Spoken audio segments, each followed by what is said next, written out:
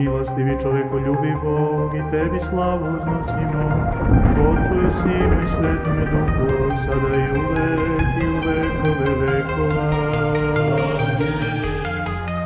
In a world of shadows and secrets untold, where primeval stories make the brave go cold, mighty gods are high in realms below, whispers of legends that shape each soul.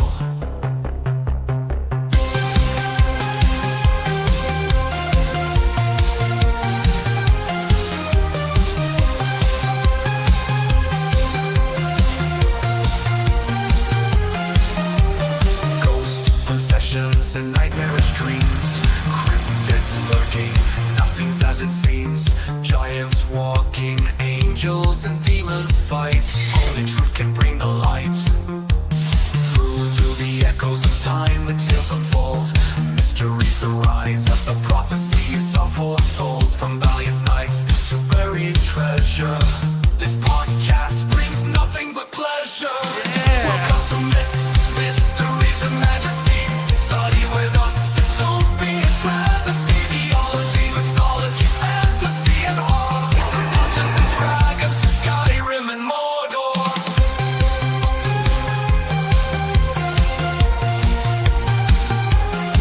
And Mordor. Phantom powers haunt the evening in gothic castles where they're screaming. Wizards cast spells in their towers tonight, exploiting enigmas hidden from our sight. Archaeologists make excavations deep of the ancient tombs where pharaohs sleep. In the dust of ages we chronicles keep, storytelling's power of monsters that creep. Mysteries and Majesty is the place for you to learn about this haunted space. From scholarship to manuscripts of old, unlock the secrets of wisdom and gold.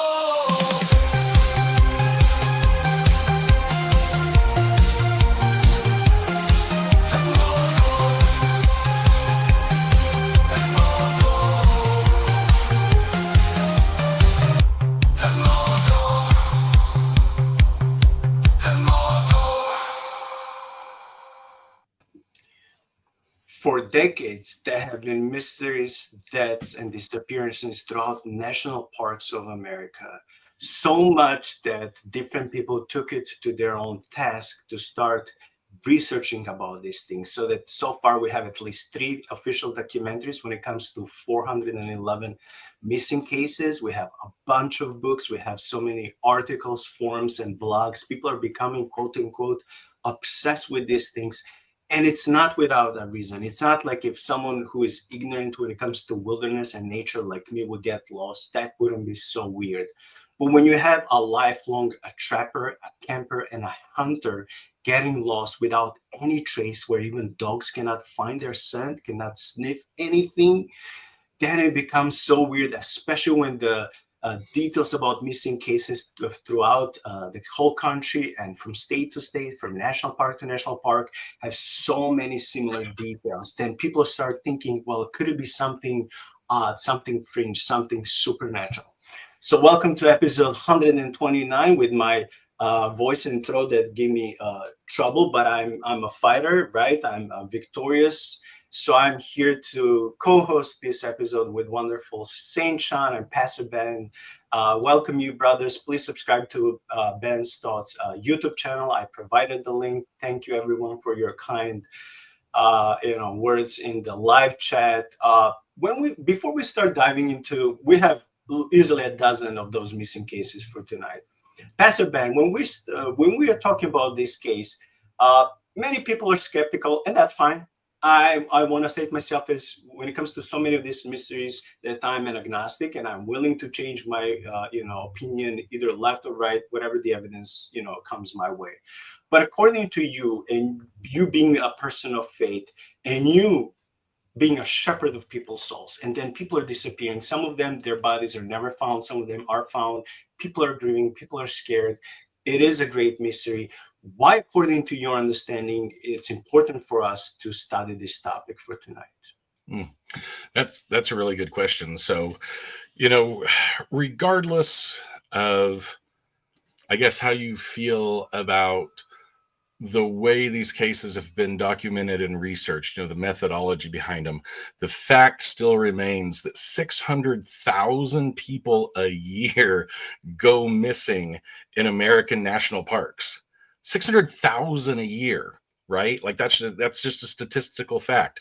And you're like, how can it be that many and nobody notice? And it ties into the fact that the national parks don't have any kind of a database. They don't even necessarily have to report it or even know about it when a lot of people go missing at first. And so there is no FBI investigation in a lot of these. There is no anything. People just drop off the face of the earth. And that obviously matters, when that many people are going missing every year, completely unaccounted for. That, makes you want to sit up in your seat and say, something's not right. That makes a difference. When you think about the whole community that I live in, right? And the little town that I live in has a population of probably around 600. The biggest city to me has a population of about 3,000. Okay. So when 600,000 people, can go missing in a year, and we're pretty close to Yellowstone, where I live. And that's one of the main places where people are going missing. Like, that's huge.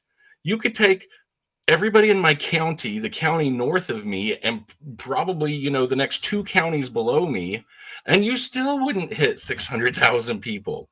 Like, that matters. And so as a pastor, as a man of faith, part of me wants to know what's happening to them, where are they going, how can I prepare, people that I minister to, because we live outdoors here. We're always going out into the woods. My backyard, a 5-minute drive, and I'm in, a state forest. So this stuff is really relevant to just where I live and the people and the family that I have around here. So I want to know why they're going missing, where they go, especially when we don't ever recover them. Because this could be one of my friends. This could be one of my neighbors. This could be an acquaintance that I run into at the gas station. It really is applicable to me and the people around me, just due to the nature of the area that we live in. Yeah, thank you for that intro. And unless I'm wrong, I think in one of the documentaries I was listening and taking notes for tonight's episode, man, there's stuff even happening in your state, in Idaho. I'm like, man, better Ben be on guard, or like, what's happening out there? Better he be praying and fasting. I'm kidding. Well, kidding and not kidding, but I'm like, like you said, in your backyard, maybe, like you said, 5 minutes to the wilderness, and Yellowstone Park is not that far. So it's like, well, how many stuff we don't even know that's happening out there. So I guess we have to be vigilant and prayerful. See, in Chicago, we don't have much wilderness, so that doesn't happen. We do have in Illinois, but not in Chicago. But then you have kids and teenagers disappearing for different reasons. That's also scary. It may not be supernatural or cryptids behind it or something, but it could be the same sinister force and mind behind all of that, just working in different states and in different regions through different ways.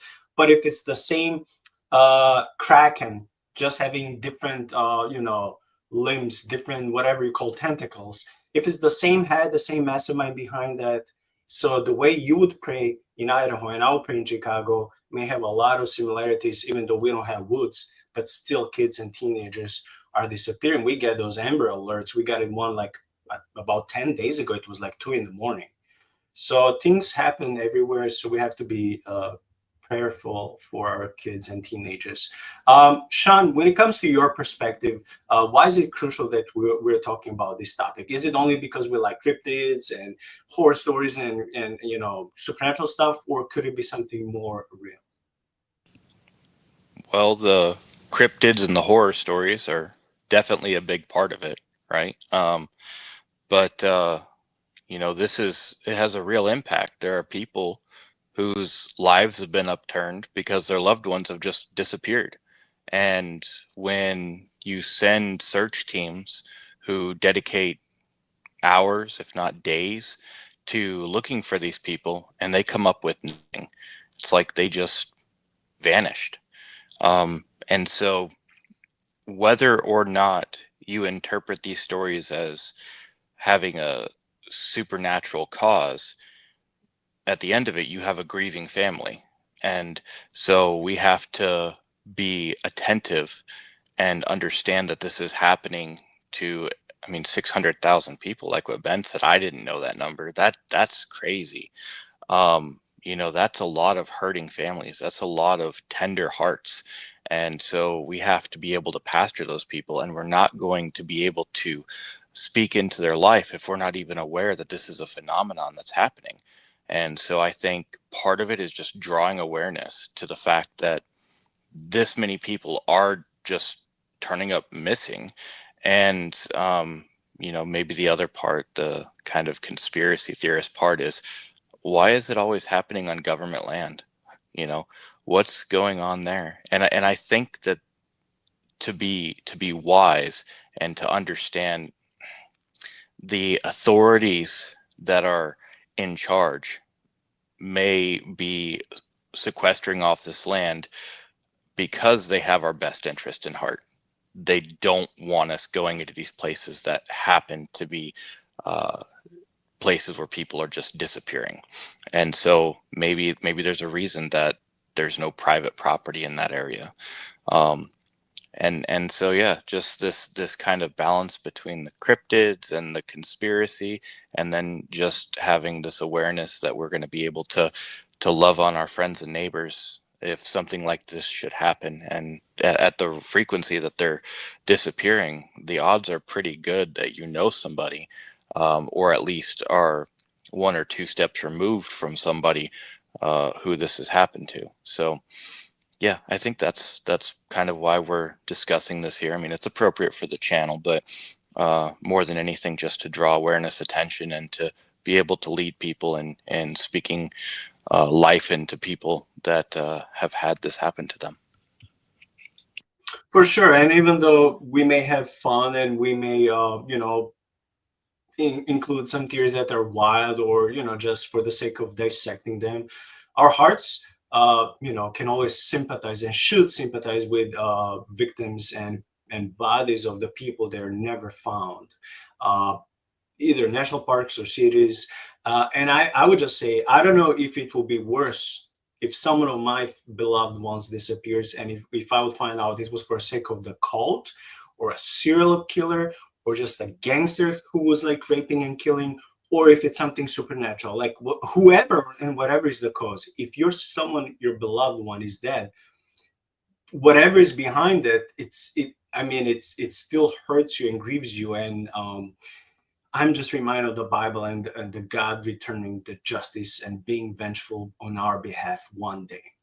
I also want to add this. When I was listening, Pastor Ben, I just Googled quickly, and I'm on the website strangeoutdoors.com. And it says NAM-US, which is National Missing and Unidentified Persons System, has said that more than 600,000 persons go missing in the United States every year in all circumstances. Around 90% of these missing people are recovered annually, both dead or alive. However, tens of thousands remain missing for more than 1 year, according to NAM-US. And I also want to say, before we start going with the first case, that the reason why these documentaries and books and stories are called 411 missing cases is because the director assistants came to be known as information. And by the early 1980s, 411, which is usually pronounced 411, was being used as a slang term for just that, information. And then when you connect 411 or 411 with the unexplained or unsolved disappearances and mysteries in national parks, you get these documentaries, stories, and books of this sort. So that's the background of why the name is like that. Okay, so for this cause, I watched 2 documentaries and I took a bunch of notes for about 10 missing cases. We'll see if we can cover everything tonight. because of my health, but also because I want to allow Ben and Shaun to speak their mind, but we can always do the sequel. So there are over 400 national parks in the USA. During the investigation of the first documentary, which was made in 2016, the documentary crew requested a list of missing people from the National Park Service.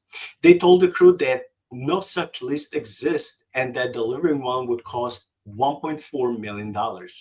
So I don't want to go in politics, but we have money to send to abroad countries for whatever, but we don't have almost $5 million to make a list of missing people, as if that's not crucial. I mean, I'm speechless. But let's go with the first case. On July 10th, 2000, a family which was parents, a great-grandpa Bob, his friend Isaac, and a kid. The whole family and the friend were camping in Salmon Chalice National Forest in East Idaho, and their 2-year-old son, Dior Coons Jr., went missing when some of the family members went fishing. Frank Wilt, a private investigator, was hired by the family, but he did not find any clothes, any footprints, body remains, nothing. Chief Deputy Steve Panner spoke of his search and rescue team not finding anything either. It seems as if the boy was snatched out of the sky. They also used dogs and a helicopter crew that had infrared technology for the night and still did not find anything. What if he fell into the creek? That was one of the questions. But they checked it as well as wolf and bear dens and eagle's nests because, as we know, huge eagles, they can take even little children or goats and sheep. Big eagles, they can carry that much weight. But again, no results. Witnesses say that the boy was clumsy and had uncomfortable boots, and that these characteristics would prevent him from walking too far from the camp. Animals usually leave traces of something: blood, clothes, anything. Every family member was cooperative with the officers, and there were no red flags per reports. After 3 days, the parents went to the East Idaho News and told their story. Then they went to the vigil and back to the camp to search for their boy. Going to their great-grandpa's friend Isaac, who was probably the weirdest person in the documentary, he refused to answer the questions when the news reporter knocked on his door. He also never went to seek the boy. He has a prior conviction for a sex crime. The parents never met Isaac until this camping trip because it was the grandpa who brought Isaac. He seemed a bit off, potentially having some cognitive or mental issues, and was a bit slow. However, he agreed to be interviewed for the sake of the documentary. Shockingly, little Dior's great-grandpa laughed at being asked if he knew where Dior was. And when I watched the documentary, I was honestly shocked. I was like, this is your blood, this is your great-grandson, and you're laughing when the crew is asking you. Oh, I'm not saying he's involved in anything. How can I know that? But that was so cold-blooded. So again, people start circulating different theories. They went from local sex offenders to Bigfoot, to a trucker picking him up, and finally to the parents. Online folks have been cruel by accusing the boy's family of being drug addicts and sleeping with certain people. Frank Wilt, the family's private investigator, found it very strange that the boy's parents stayed away from media and the news instead of going there often to beg for help. That forced Frank to withdraw from the investigation since he couldn't trust them anymore and since they refused to allow him to make the case national. So now Isaac, great-grandpa's friend, he's weird. Great-grandpa is weird. Parents are weird. Like the circle of suspicious people is getting even bigger. Frank, the investigator, sent them a memo or an email telling them that he thought they both lied. And you can see when you watch the documentary, you can see a section from that fax or email, whatever it was. Moreover, they did not allow to the private investigator to advertise the $20,000 reward for their son. They just didn't want that to go in the news. And that's another weird thing. The boy's father admitted to his fiance's female friend, Kelsey, who was investigated for this documentary, that he did not believe his fiance's family, that he didn't believe his fiance's family or Isaac. FBI came 3 or 4 weeks after the case started. The boy's parents said they weren't afraid of them since they had nothing to hide. As mother retells the story, she said at the very camping site, she asked her grandpa to leave the boy with him, while the rest of them, so the couple that was supposed to marry, and Isaac, great grandpa's friend, so the three of them would go to check the fish in the creek. As the boy started following the three of them, then later he decided to go back to his great grandpa, who was still sitting in his chair in the camp. But the creek is not far from the camp, yet the boy suddenly disappears. There was no scream, no signs, no footprints, nothing. Parents were tested on polygraphs and there were no results.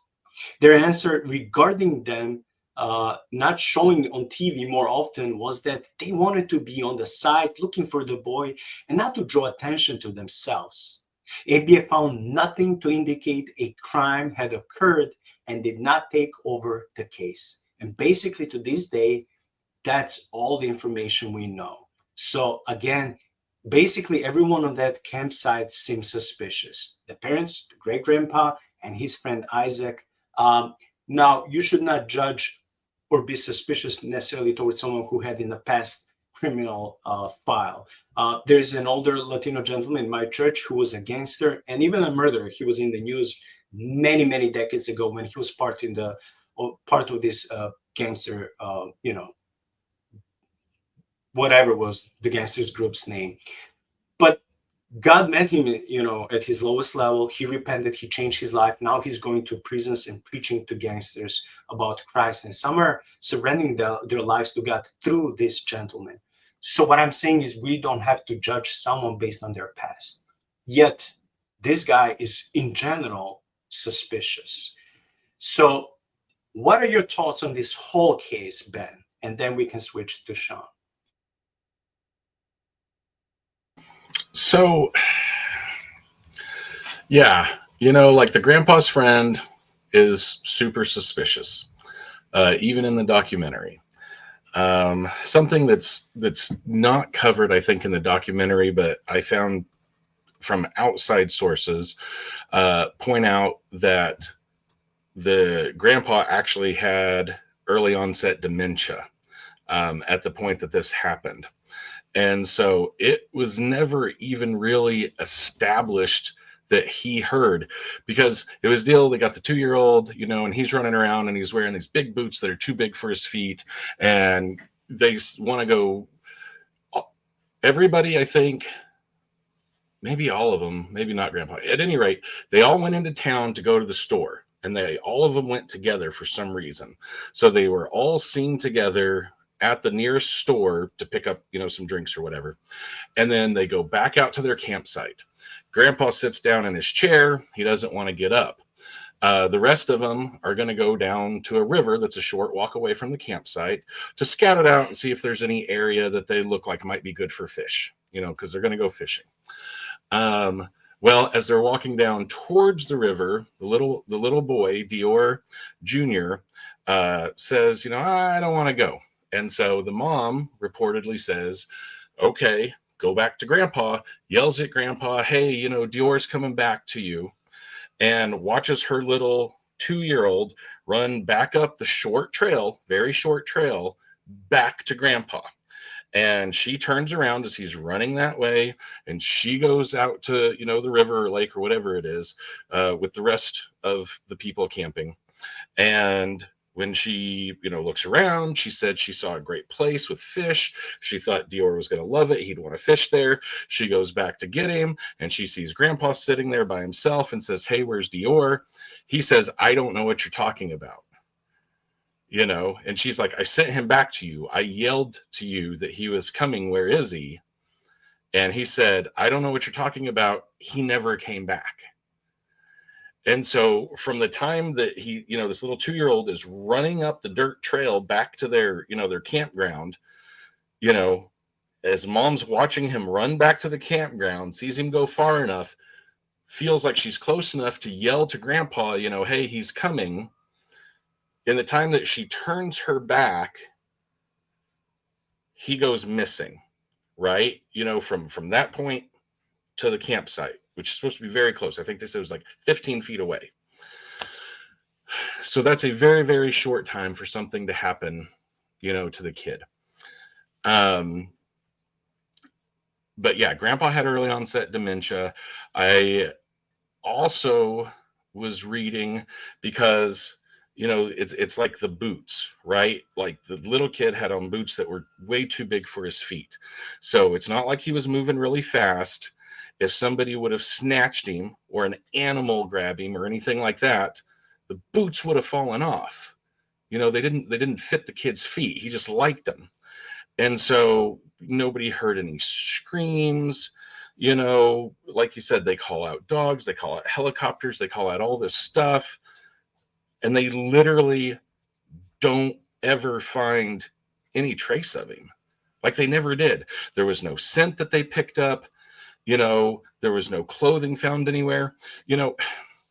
Around where I live, if somebody goes missing out in the woods, if it's a bear attack, or a wolf, you find pieces of the person and their clothing in the scat, later. Like you find something that says, this is what happened to this person. Or, if they go out there to commit suicide, or if they fall off a cliff, eventually you locate the body. But this 2-year-old kid just completely disappeared, like completely disappeared. And I even, looked at some of the skeptics, right? And out of all of these missing 411 cases, this is the one that there is no real, there's the whole maybe he fell into the river. Okay. Maybe he did, but they searched downriver and never found him, right? Maybe, grandpa's friend snatched him and did something with him. Again, maybe, but the thing is that in all the searching and all the interviewing and stuff, he never turned up. Like they never found the kid. They never found any trace of the kid, even still to this day. It's a completely unsolved mystery. And there's cops involved and there's interviews and there's, being taken into the police, station for questioning and all that kind of stuff. Nobody cracked. Nobody found a body.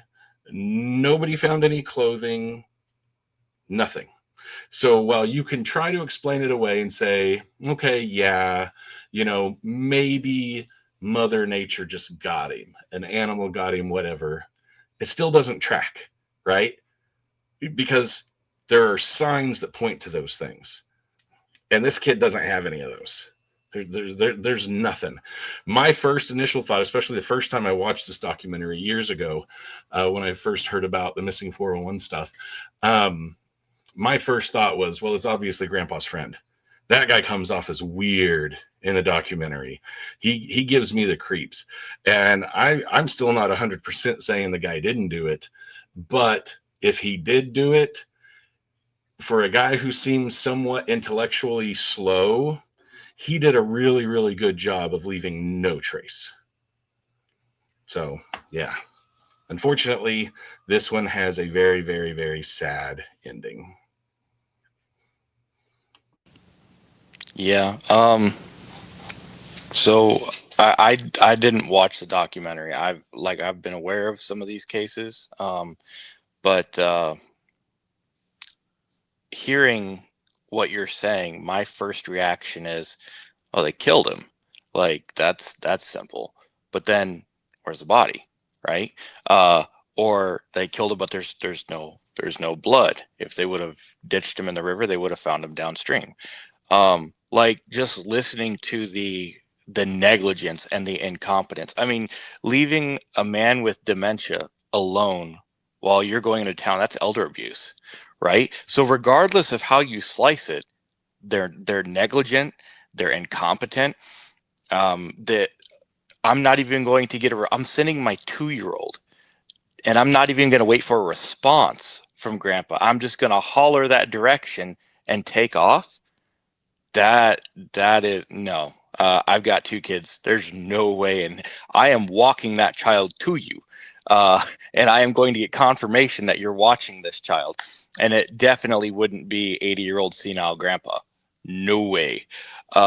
This is The whole story is strange. At first, hearing this, I'm like, oh yeah, this slow guy who had previous charge. This is the fall guy. This is the patsy, right? This is who they're going to blame it on. But he doesn't have the wit to do this. He's just unsuspecting going on a fishing trip. So I thought grandpa. But then senile, dementia. Okay, that probably not, unless it's an act. I don't know. So then you're thinking mom and dad. But I don't know. It seems like it has all of the elements of a murder.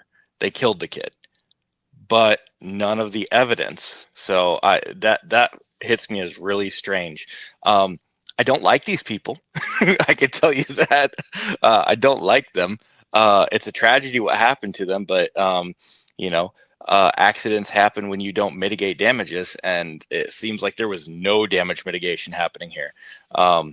But yeah, the fact that he just disappeared, that's just weird. To me, it's just weird. Yeah, and you know what? What's the weirdest thing? Well, at least to me in the whole story. So it wasn't even a river. It was not supposed to be that even deep.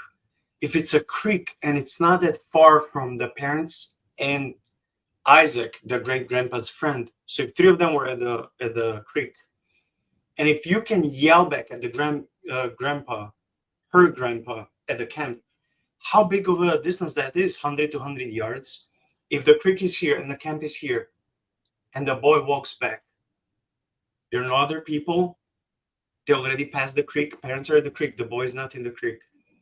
Where the boy can go, he cannot run that fast, that far. If the animal snatch him, which is not impossible, I think they would find skeleton or boots or some remains. And this is why someone said from either researchers or officers, it seems like as if he was snatched out in a thin air. And many of these cases that we'll be dealing with tonight, they seem to have that.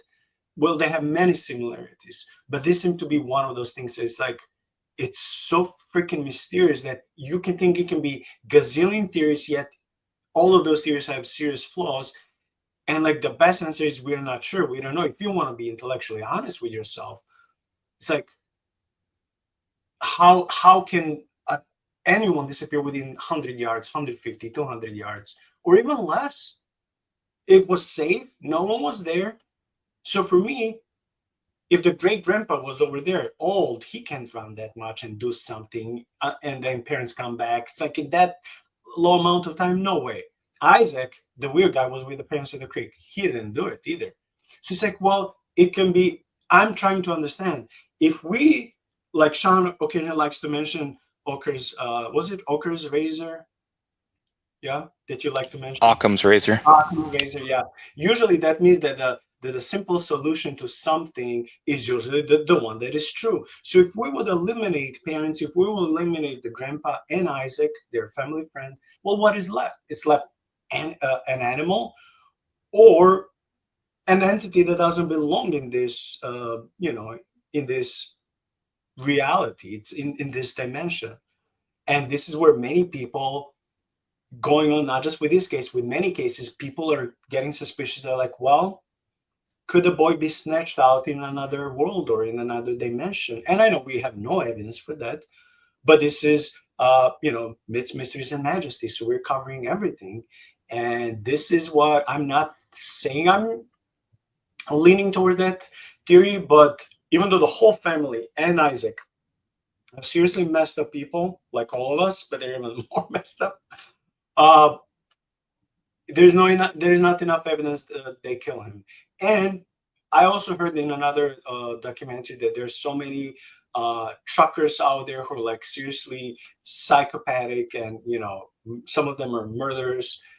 But like a truck driver coming in a camp in the woods, like how would he even come there? No. So it's like, it's like they would have seen people. That it's a small distance. It was still daytime. So for me, it seems like it was either an animal, even though that's not so easy to believe, but either an animal or maybe something supernatural. Ben, since you live close to Yosemite Park and you used to go there, Ashley has a question for you. She said, I'll repeat this. The National Park Service says that most of these missing persons cases happen in Yosemite. I would like your thoughts on that. I've been to Yosemite. What do you think on this question? Okay. So just for a little disambiguation, we're actually close to Yellowstone, which is the one with the geyser, Yosemite, I'm pretty sure, is one of the big ones over in California, I think. And I would say that's because it's California and bad things happen in California.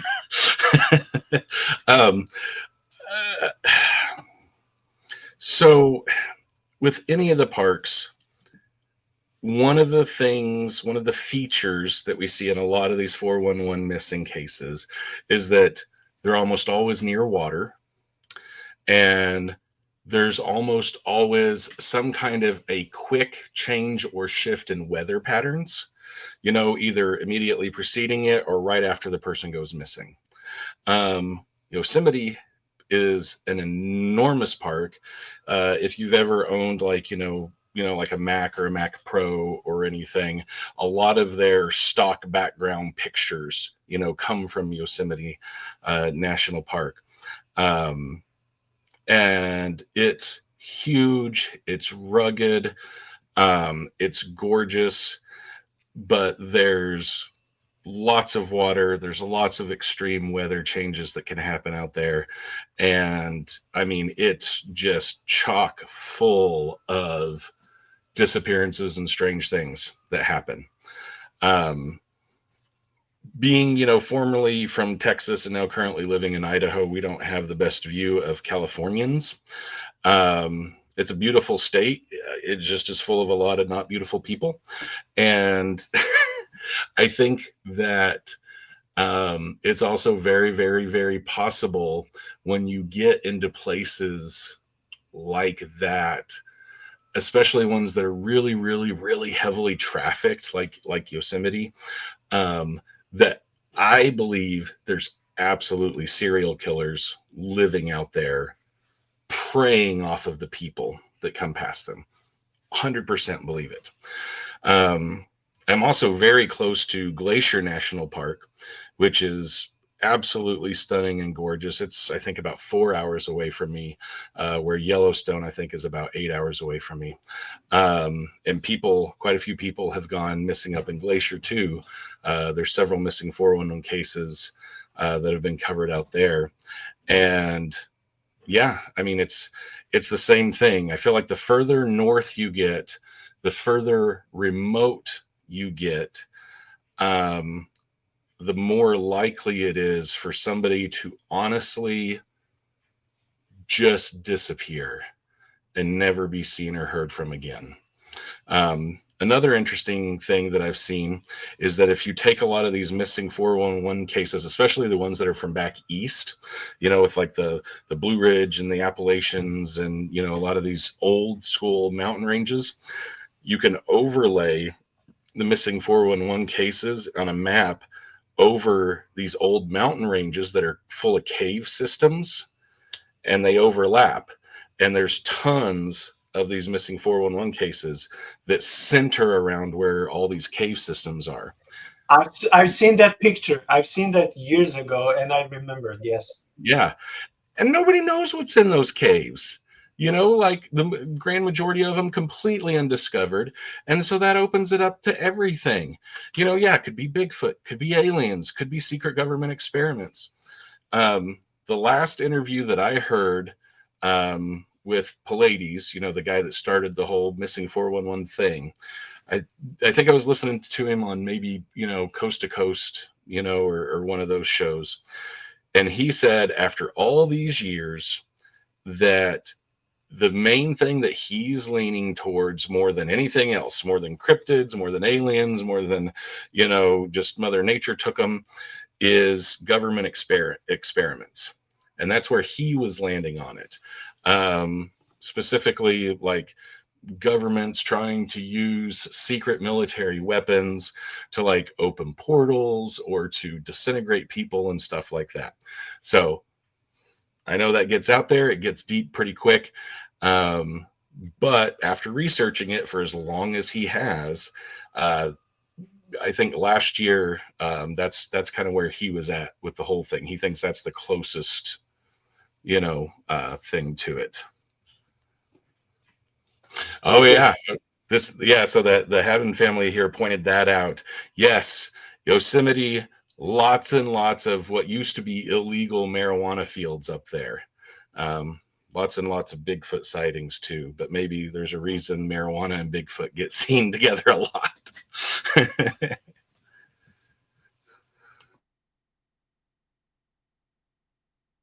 Okay, I have another short story. Well, I mean, the first one was longer, but this one is a short story of another missing child. So the first documentary deals only with children.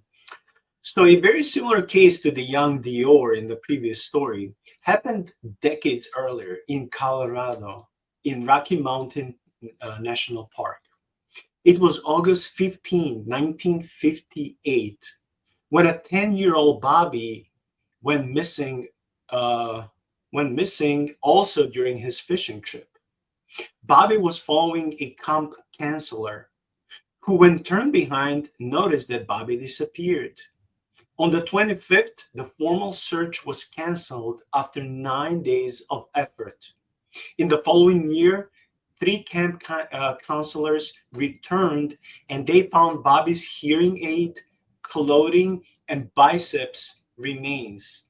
The location of Bobby's remains was previously searched by the search team at least 3 times. And I just want to say that this last part of the story repeats in so many missing cases where the professional search teams go to a certain area. They say, we've been there like 10 times. Nothing. Year 2, 5 later, in the same spot where they sought, a body was found. In so many cases, many similar stories. Just like you, Ben, said, there's a change of weather. There's this.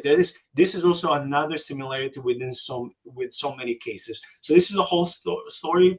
Again, it's a very sad story from when, like 70 years ago almost, when 10-year-old Bobby disappeared. And in this case, they did find the body remains the following year. So that's all the data we got. It's not much. I don't know if you guys still want to say something, because it reminds of the previous case of the little boy Dior.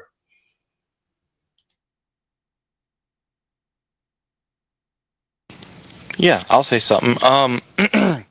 So, it's interesting that they had searched this area at least 3 times, and then you have items that you obviously would have noticed prior. This is in August when this happened, so there wasn't snow on the ground.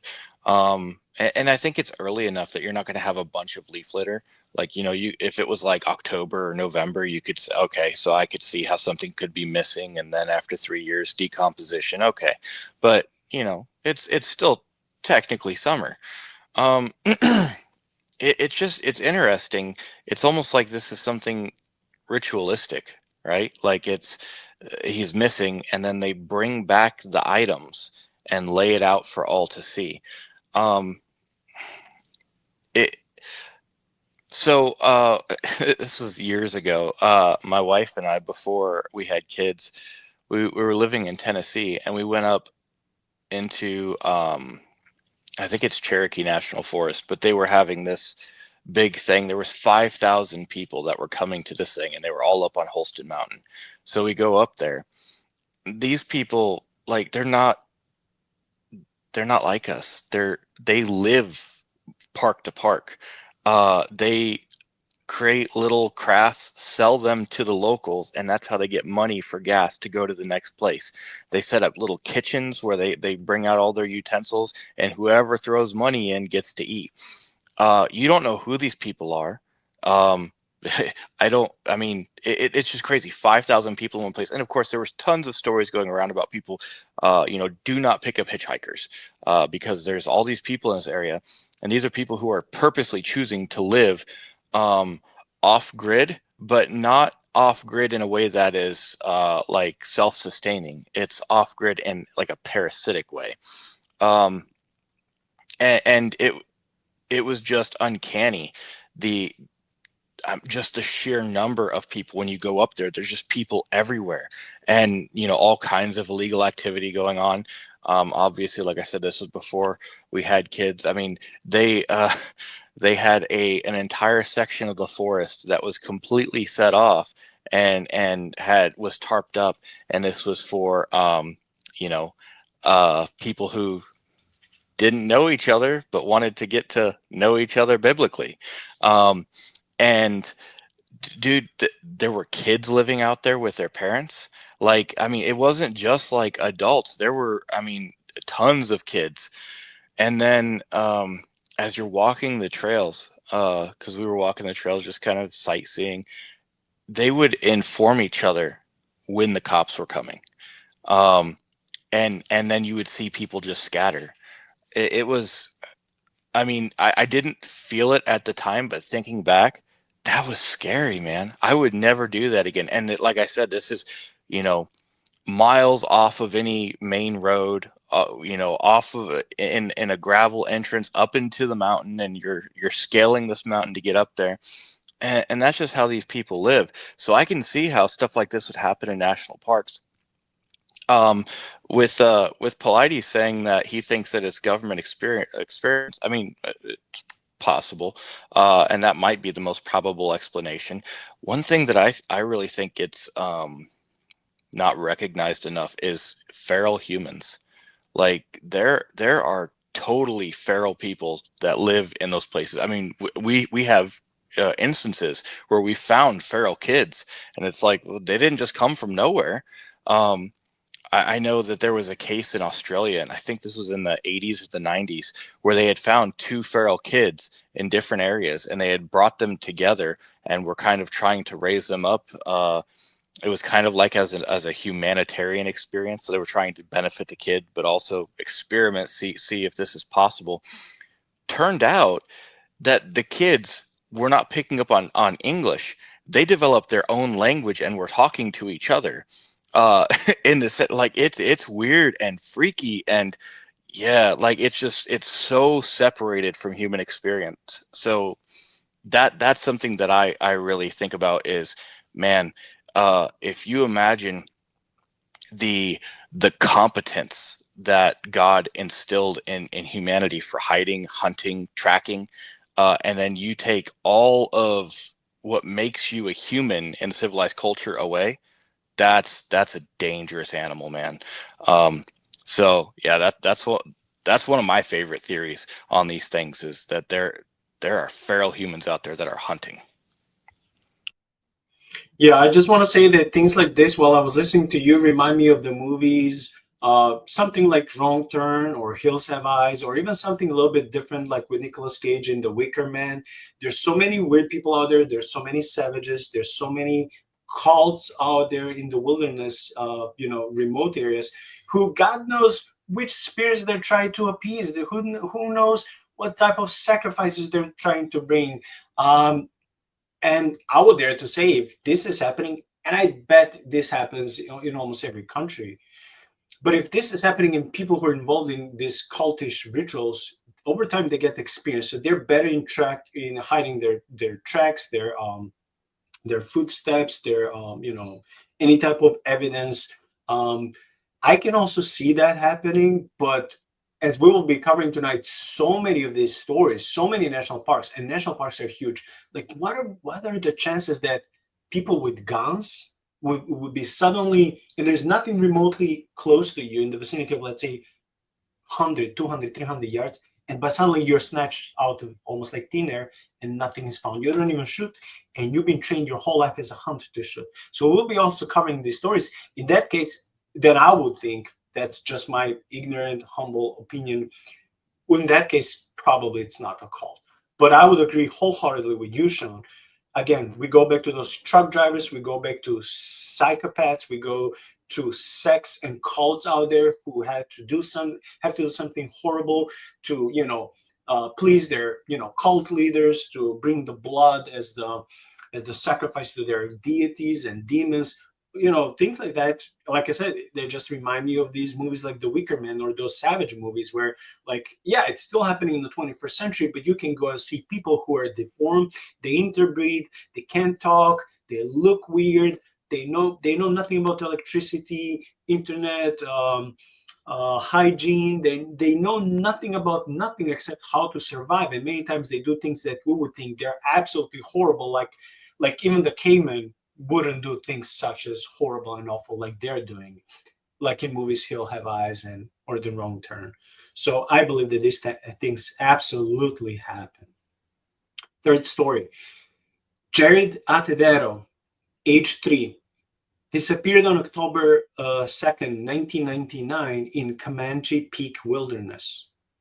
In the fall of 1999, a Christian singles group was staying at the lodge, helping Aline, Jared's dad, to prepare for winter in exchange for lodging. He initially allowed his daughter to go with the group, but upon his son's insistence, he allowed him too.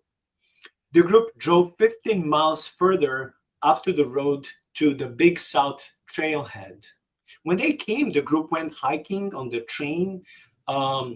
terrain, and then started spreading into small groups. I had some typos in my text. One adult with Jared and his sister was ahead of the others. The little boy was running in front, playing, and his sister and the adult lost him from their sight. The group went back to the father, and he went on the road with them. The dad was yelling to God to help him find Jared. And we can see this in the story, right? Because the guy who was interviewing him, they went back to the same place, they're driving, and the dad was retelling the story of him praying in the car, please God, let me help find my boy. 65 search and rescue professionals were deployed to find the kid. They looked for 8 days, 24 hours a day, because they were doing in shifts and different groups of people. No evidence was found for 3.5 years. Then Rob Osborne and Garrett Watts, two gentlemen, hiked the Big South Train on June 4th, 2003, so 3.5 years later. Coincidentally, they went on a rock field on their way to the top. There, they saw a shoe in pristine condition. The height of that location makes it impossible for the 3-year-old boy to climb on a very rough, rocky terrain. The authorities found his jacket, pants, skull, and one tooth sitting atop of a log. There were canine alerts that were going that direction uphill. But the search team was searching there before, maybe even a dozen times, and did not find anything. One lady whose dogs were involved in the search and rescue team believes it was an animal that did this, while someone else thinks that it is beyond their understanding. Aline, the father, rejects this idea it was a mountain lion, since the boy's remaining of clothes that was found, his jacket, when tested, showed no lion's hair, zero DNA, zero hair, zero blood, nothing that would belong to any animal. Moreover, animal experts say that there would be an animal attack markings on the jacket, and it will be in shreds. The kids' shoes look like new, as if they were not used before. So they were just sitting there for over 3 years intact, which does not make absolutely any sense.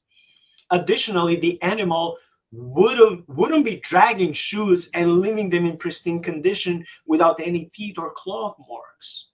Also, the kids' pants were found inside out.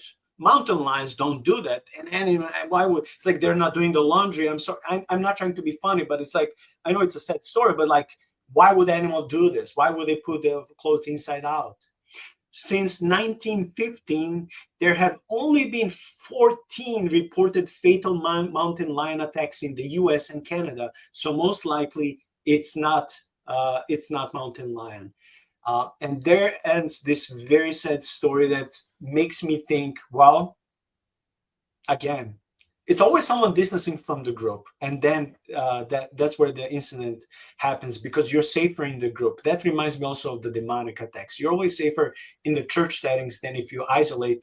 You don't want to pray, you don't want to read, you don't want to go to church. You're like, oh, I'm enough for myself, I'm the church, I don't have to be in assembly with others. So this reminds me a little bit of that spiritual parallel. And I'm thinking, at least my humble opinion, if it's not an animal, for me, there are two options left. It's either some psycho or, again, a spiritual entity, because who in their thoughts, you have to be psychotic or a spiritual entity that doesn't think like us, who in their thoughts would just kidnap a child, kill him, but leave the clothes, especially shoes, intact? Like how twisted you have to be.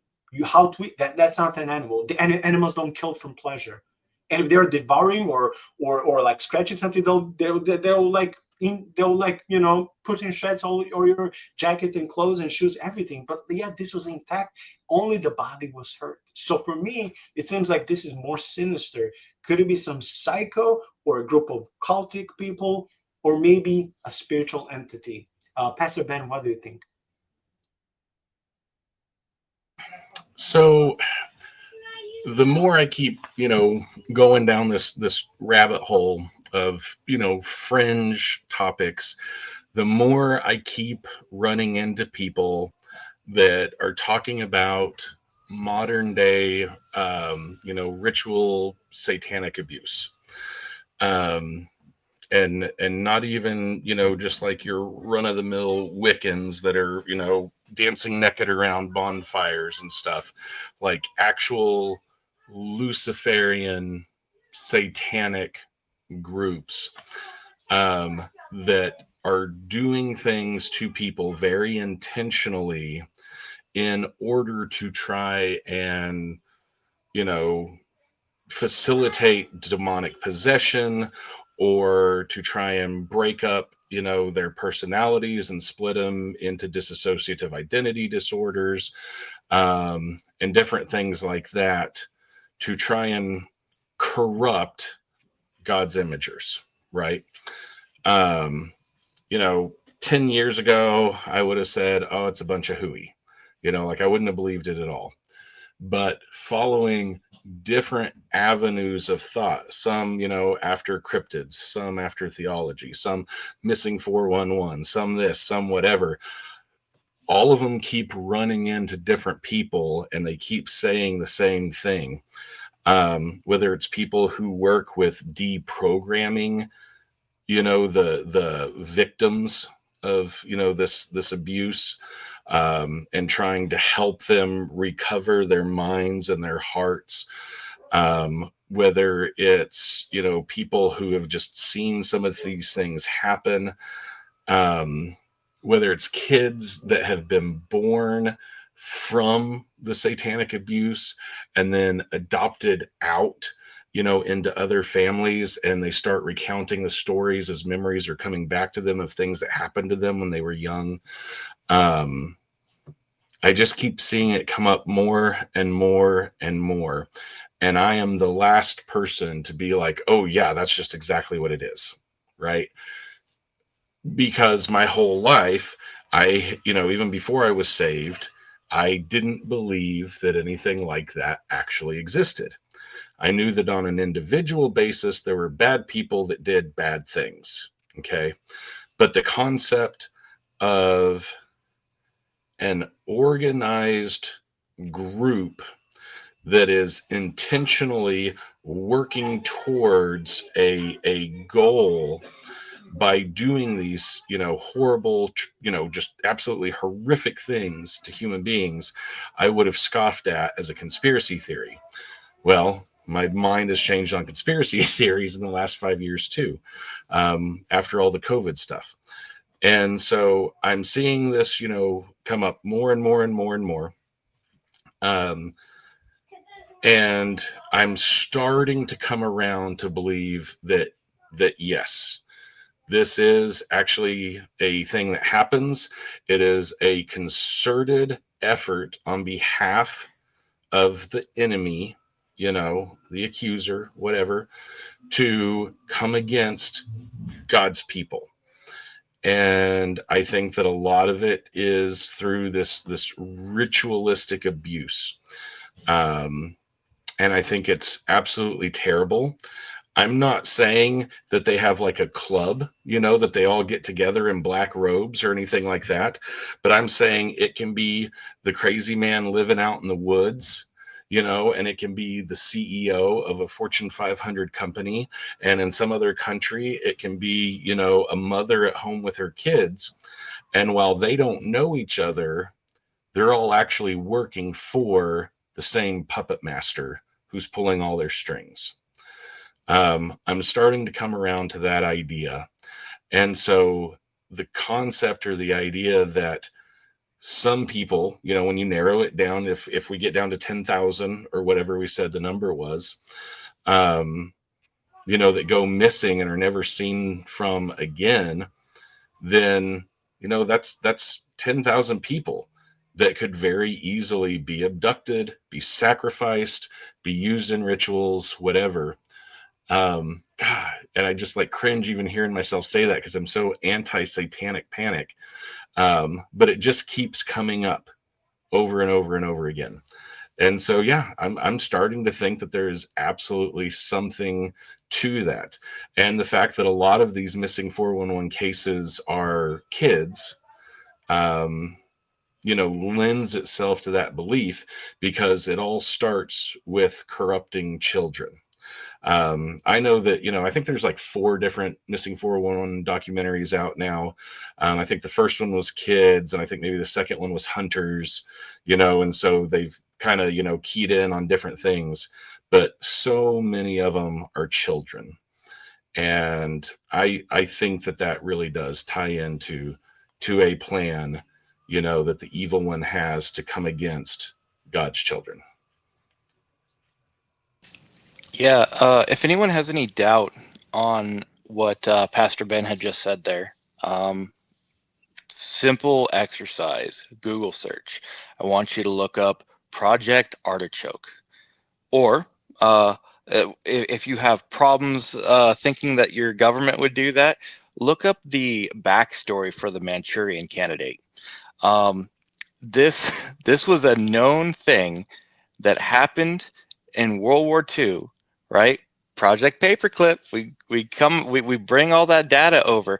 What they were doing is they were psychologically fracturing people so that they were able to control and instill this narrative into this person's fractured personality, have them go out and perform these duties and be completely unaware that they're doing it.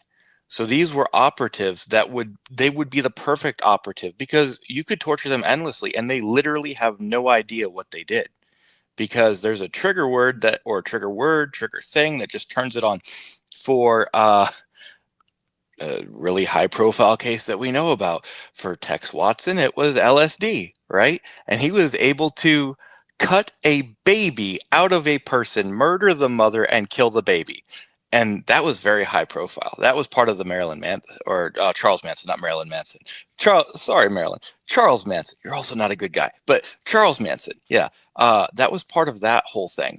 And when you look into what was going on with Charlie Manson, why he didn't go to jail, who his contacts were, how he was getting the drugs, how he was groomed in prison to do this, how he was groomed as a child, coming up in the juvenile detention system to operate this way, started a cult, brainwashed people, had an entire group of mostly women that were willing to kill for him. Bro, if you don't think your government is up to some shady stuff, you just haven't been paying attention. As far as satanic abuse, that's 100% legit. Now, yeah, satanic panic and all that stuff, people went overboard, started making up all kinds of crazy stuff. But that was what was over the top. There was something there. There was something happening, and it's still happening today. They just call it different things.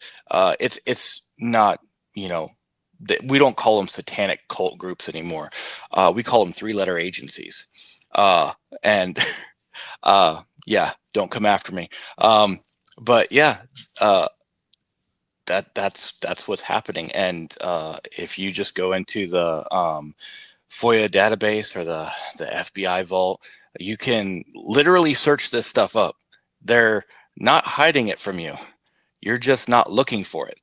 And if you were looking for it, you would be like, yes, instead of no, Pastor Ben's crazy and Shaun's crazier. No, look it up. Look it up. Yeah, as long as I'm not crazy or Amber, I'm okay if you two guys are crazy. Okay, let's cover two more shorter stories with kids and then we'll switch to the adults. There are 41 missing children missing in Oregon to the documentary date, which was 2016. So 41 missing kids until 9 years ago. One of them was Samuel Belkey, who was 8 years old when he was missing in Crater Lake National Park on October 6th, 2006. Samuel was visiting this place with his dad. He had some developmental problems, maybe some form of autism. While hiking, the kid went running off, another similar pattern, crossed the road, wanted to throw a rock at a cyclist, and when his dad yelled at him and told him not to do that, but to come back, the kid ran the opposite way and then disappeared. About 25 researchers, I mean, not researchers, 25 searchers and dogs came to find the boy. It was very cold below the freezing at that night. 2 feet of snow came in the next day. They also got a helicopter search, but since the weather was bad and it started raining after that, they had to land the helicopter after a while. The National Park Service turned down repeated requests to be interviewed, which is a little bit odd. Like, you're just helping the family find the boy. Why would you not be interviewed? Maybe you can, provide more information, but whatever. Until this point, they did not have an organized database of all the missing people throughout the national parks, which we said at the very beginning. It cost them only almost $1.5 million to do the whole database of missing people for the whole country, and they don't have $1.5 million in the budget. There are many theories of Samuel's missing, and one theory is that he got covered by the snow and a wild animal did the rest. Okay, so let's say I'm a father, and my child went to play, and I can still see him. Maybe he went 150 yards away, and he wanted to throw a rock out of fun to a cyclist. And I say, hey, you don't do that. That's not nice. Come back. And maybe the boy got upset and ran the opposite way. Okay, he's now running towards the forest, towards the wilderness. I'm his father. Cars are passing. I may wait until car two to pass, and I'm going that way. I'm running after my child. Maybe I'm not doing a full-blown Usain Bolt, right? I'm not running that fast, but you're trying to go get your boy. The boy disappears. Again, another mystery. It doesn't have to involve anything supernatural, paranormal, but it's weird. It's like, dude, whoever is coming and waiting to snatch all these people, it's like they cannot wait at every yard wherever people are dwelling, living, visiting, hiking, camping. Like, we don't have that many people living in these places, even if it's a cultist, trucker, psychopath, visitor, alcoholic person. Like, they're not living under every rock to steal someone. So it's like, again, that's that question. Like, okay, the boy was a little bit on the autistic side. Okay, that doesn't mean he was stupid or that he wouldn't be able to listen and obey his dad, but he just decided to disobey his dad and got upset probably when his dad scorned him, rebuked him loud publicly, and he got maybe ashamed and he went the other way. And that's where they stopped. That was the last time where anyone saw him, and they did not find anything when it comes to him. And the search and rescue team refused to comment on this case. So again, the best theory out of so many theories is that maybe he got covered by the snow because they didn't find him, and that night it was snowing, and the animals did the rest, which is very plausible. Very plausible. But my question is, like, how did he disappear that soon? Like, he wasn't alone. His father was not that far. Reminds me a little bit of the first story we did with the little Dior and the creek. how can someone vanish? It's like almost like the earth opened, like in the story of the Old Testament. Where was it with Korah and rebellious group? It's like the earth opened and swallowed up, and the boy disappeared. Like seriously, how does this happen? I don't want to necessarily involve stories of portals and stuff like that. I don't even know if I believe in these things. But it's like, dude, sometimes the weirdest things seem to be most plausible. I'm sorry, but it's like this is not an isolated case. You can say, well, in a case like this, there was a serial killer who was tracking this particular child or woman or man, or like this was happening. So but like in all these stories, it's impossible that they're always behind every bush, behind every rock, behind every tree. So many crazy people. We don't have that many people. We need billions of people living just in America to be preying on everyone who is walking out there. So it's like, well, yeah, it's either animal or I'm afraid if it could be something more sinister, something more, supernatural, because an animal kills just to survive. It doesn't kill for pleasure, right? Or it can be also to be territorial. So, but spiritual entities, demonic entities, they're way more sinister for that. So if both the cultist and the sinister evil spiritual beings are doing this for the sake of blood, because life is in blood and it's holy and precious, God gave it, well, then they could be serving the same master. These are my thoughts. Okay, Ben, you want to briefly please comment on this so we can then switch to other stuff? Yeah, no, I just agree with, a lot of what you said and some of the conclusions that we're coming to. It reminds me though, because we brought up Occam's razor, right? Usually the simplest explanation is the correct explanation. Well, on the flip side of that, you've got Sherlock Holmes, right? And he says when you've run down every plausible, option, the truth must be the implausible one. It's the thing that doesn't make sense. It's the thing that you think can't be true. And so when you said, okay, well, they must have fallen into the river or the lake. Okay, well, we dredged the lake and we walked the whole span of the river and there's no body. You say, okay, well, it must have been an animal. Okay, there's no animal tracks. There's no body parts left behind. There's no clothing. None of it makes sense. And you say, okay, well, maybe it was another person. Okay, great. Where was that person at? Where were they parked? How did they snatch the kid? Where did they take the kid? Where is the evidence? And there's nothing there.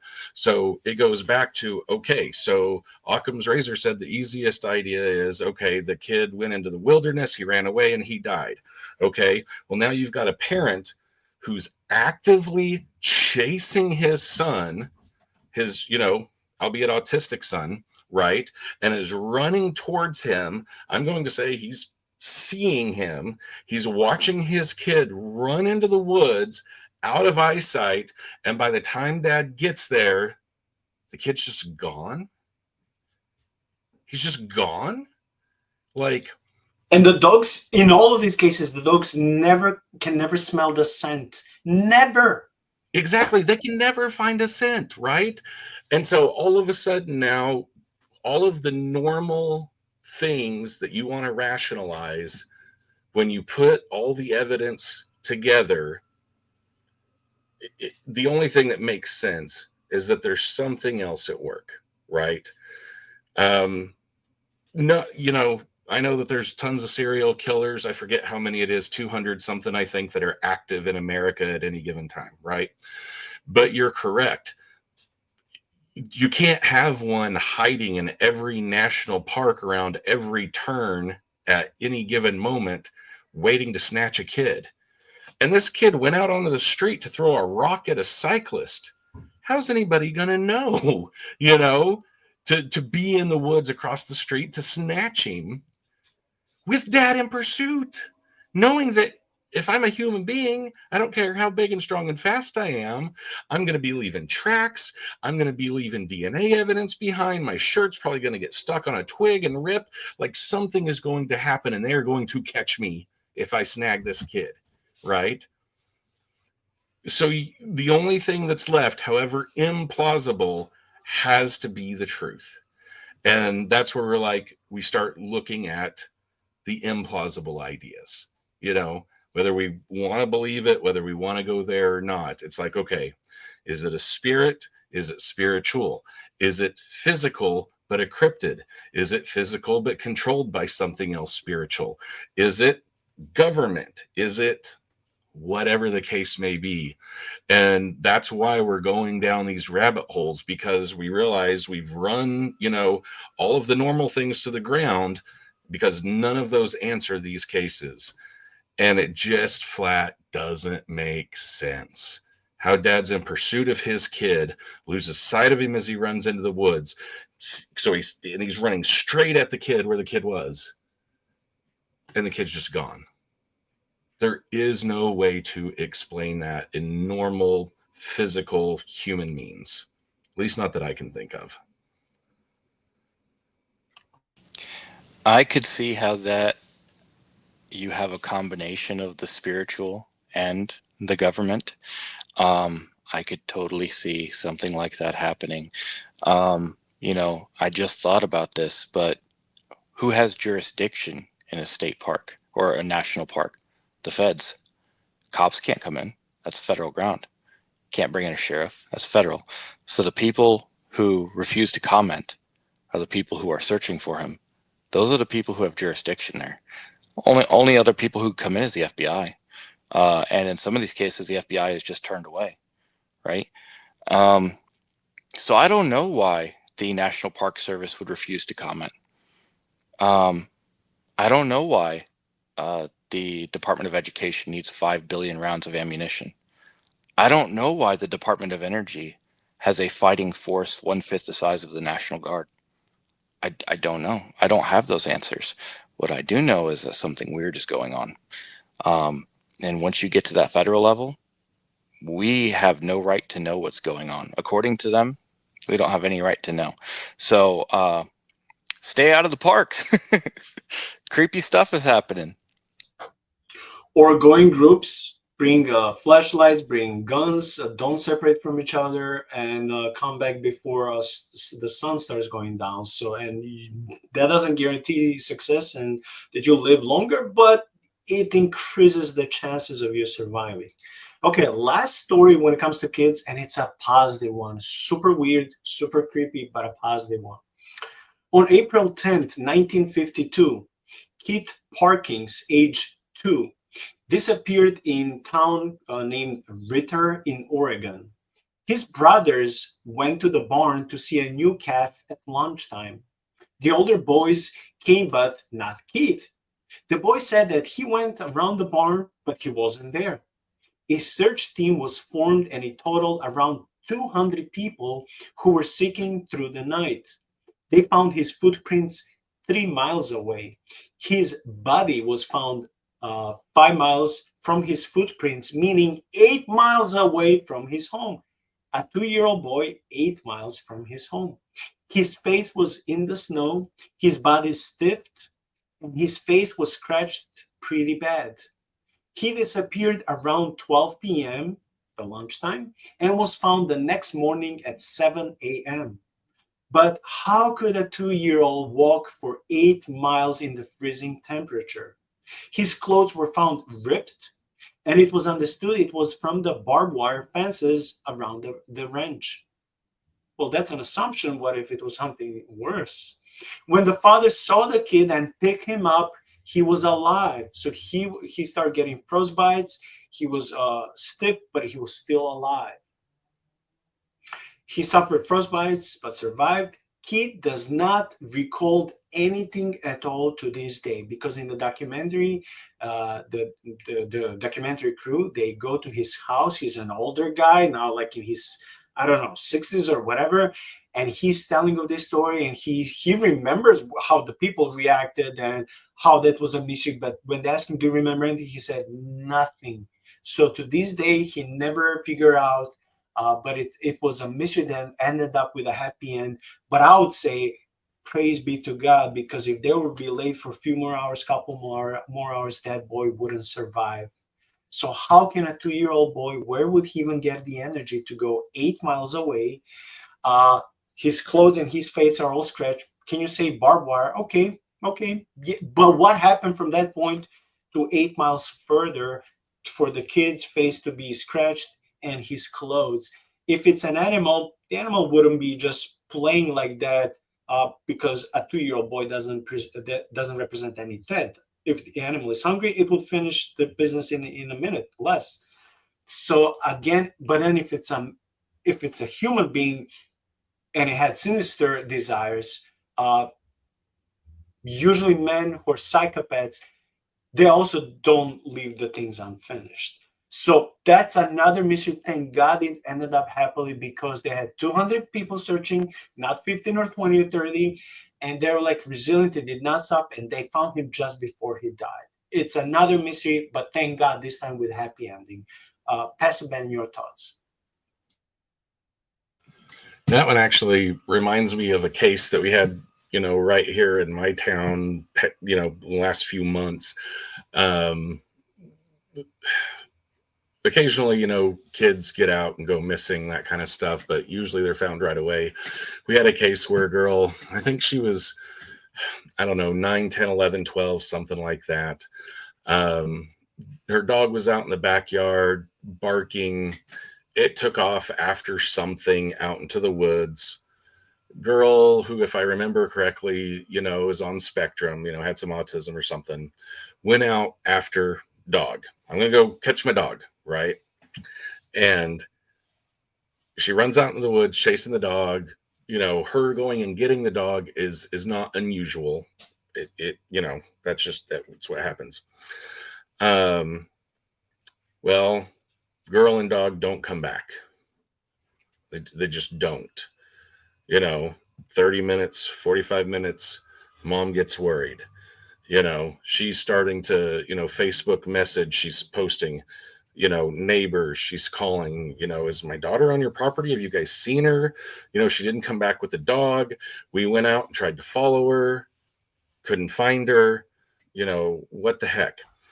An hour after she's missing, cops and the SAR, the search and rescue stuff's called in. Helicopters flying over our house. It's flying all over the mountains behind us. It's going everywhere, trying to find this girl. And again, ended happily. They found her hours and hours and hours later, miles. I think it was more than 8 miles away. She couldn't verbalize what happened, but they said they could tell that she had fallen into a lake or a pond at some point. It was snowing outside, so she's running through snow, right? Pretty sure she was barefoot. They said she was in her pajamas when she went running after the dog. They found her with the dog miles and miles and miles away from where her home was, on the complete other side of a different mountain, that on the property of actual friend of ours. She was found like on the backside of his property. No one's really sure how she got there. Another guy we know followed her tracks and followed and followed and followed them through the snow as it's snowing, and they're starting to get covered up. A big storm had just moved in, especially up in the mountains. And he recounts, he says, I was losing the tracks in the snow. They're disappearing right as I'm looking at them. And so he's doing his best to follow them. He falls into a pond and says that must have been the pond she fell in. He is now lost and doesn't think he's ever going to find his way back out.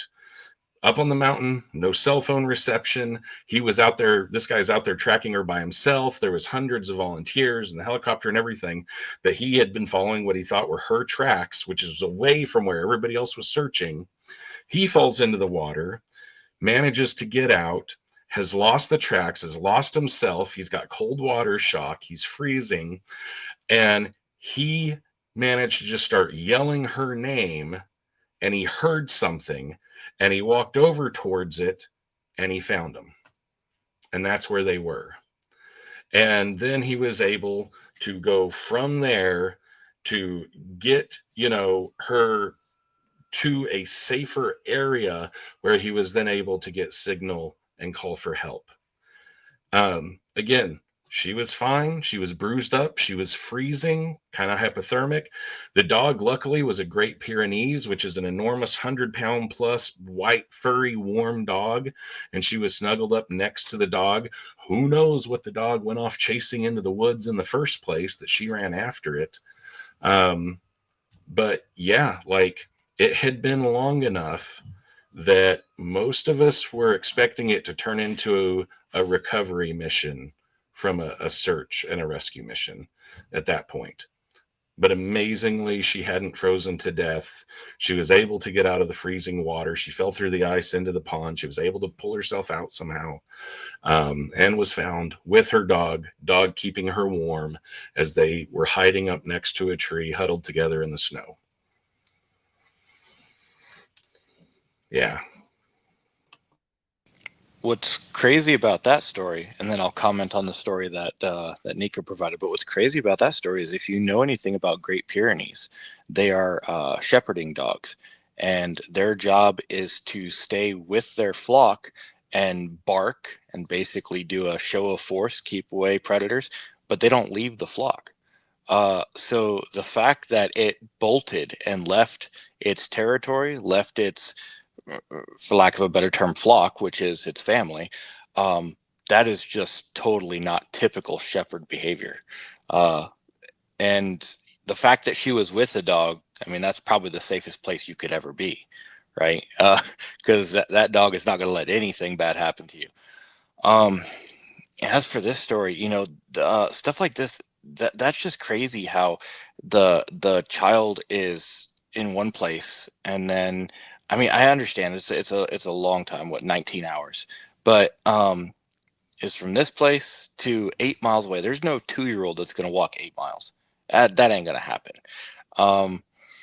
You know, 8 miles is hard on anybody. You know, anyone who's been in the military knows after the first couple miles, it's rough, and it's hard going, and you just want to stop and sit down.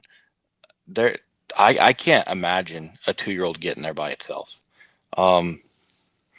So what moved it? What took the child there? And then how does the child not remember anything? That's weird. And, you know, I understand the frostbite, being face down in the snow, but what kept the child alive throughout the cold? And it didn't die of hypothermia, because being out exposed to the elements, there had to be something there that was, I don't want to say protecting, because it technically kidnapped the kid, but that was preserving it for some reason. To me, it's just that's just odd. It brings in a lot of questions. Yeah, that was something else, you know, my brain squirreled and I forgot to mention the fact, Nico, when you were reading that story, you read something that was really kind of a key piece of evidence. When they found the kid was 5 miles away from his footprints. So that means for 5 miles, that kid left no footprints, no track, no trail. And yet they found him way the heck over there, 5 miles away from his footprints, which ended 3 miles away from where he went missing. So as if it was flying, or someone literally took it and placed it somewhere else. You know? Yeah, exactly. Maybe it was a portal.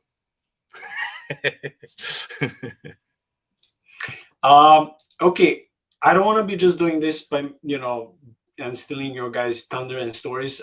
Ben just said one story. Shaun, do you have any story you would like to say? Or Pastor Ben can go and tell another story, or I can continue. It doesn't matter. Do you have any story that I didn't prepare for tonight that you think it's fascinating to share? Me or Pastor Ben? You, Shaun. Because he already, yeah, Ben already said one story, so I would like, maybe you want to do your turn. Well, so there is one story that I'm thinking of that has to do, it really ties in with this child. And I'm trying to remember the details of it, but essentially it was a person who was on the East Coast, and within like 2-hour period of time, he calls his family from the West Coast, and he's like, "Hey, I'm here. I don't know where here is," but he was able to find out. He was like clear over in Los Angeles or something, and he lived in like Miami, and so 2 hours. That's not even the time that it takes for, I mean, an airplane takes longer to travel that far. Luckily, that was a case where the person didn't actually, you know, go missing. but it just kind of shows that how you can be in one place and you just disappear and now you're somewhere else. And, Pastor Ben, you had talked about, kind of jokingly portals, but I mean, I don't know how else you would explain that. Him going from one place to another, without having any recollection of it at all. Just he was here and now he's here. And to me, that is unexplainable. But yeah, that would be the one story that that I was thinking of as relating to this, from what I had found in my own research. Okay, do you want to say any other story, or maybe Pastor Ben, you want to say the story, or I can start with the adult stories from hunters from the following documentary. So yeah, the next story that I'm really super excited to talk about, if you don't cover, is an adult story. It's not a hunter, but we'll just head that direction, and I'll see if you end up mentioning it, and if not, then I'll circle back around to it. Okay, sounds good. So now we're switching to the second documentary that came out 3 years later after the first one. It's called Missing 411, The Hunted. So David Polides, the guy who wrote these books and made this documentary, is a former police detective and author of Missing 411 book series. In the course of a decade, he investigated over 1,200 missing cases, talking about an expert. So he divided his documentary in several chapters. In chapter 1, we read of 3 or 4 very creepy and very interesting missing cases. This is the first case. Hunter Thomas Messick, age 82, went missing in Northeast New York on November 15th, 2015. Hunters are in general very skilled, experienced, and knowledgeable people. So when they disappear, it seems odd and serious.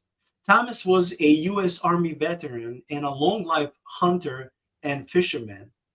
He would often take his 3 sons to camp in nature and taught hunting classes to kids and adults. He's lost his right eye, and over time, his hearing was getting bad. His old friend witnessed that Thomas did not have problems with drink. He even taught some Bible classes.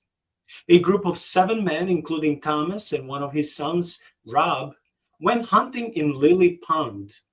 This was their first time hunting there. Out of 7, 4 hunters/watchers were in their 80s. Thomas was the furthest one from the lake. He was sitting there watching for deer. He carried a walkie-talkie, a rifle, and a camouflage clothes. His old friend witnessed hearing a weird noise in the woods that he never ever heard before. Something like snapping, something like a huge trap closing. The sound did not last long. It was about 150 yards up the hill. The hunt lasted 2 hours, but no one spotted any animal, which I have to say, I've never been hunting, but this is kind of weird because this place is supposed to have, tons of animals. At about 3 p.m., all the men gathered in their vehicles. They called Thomas, but he did not respond, even though they were all on the same station. They even fired shots in the air and when yelling for his name. The last light on this day was at 7:34 p.m.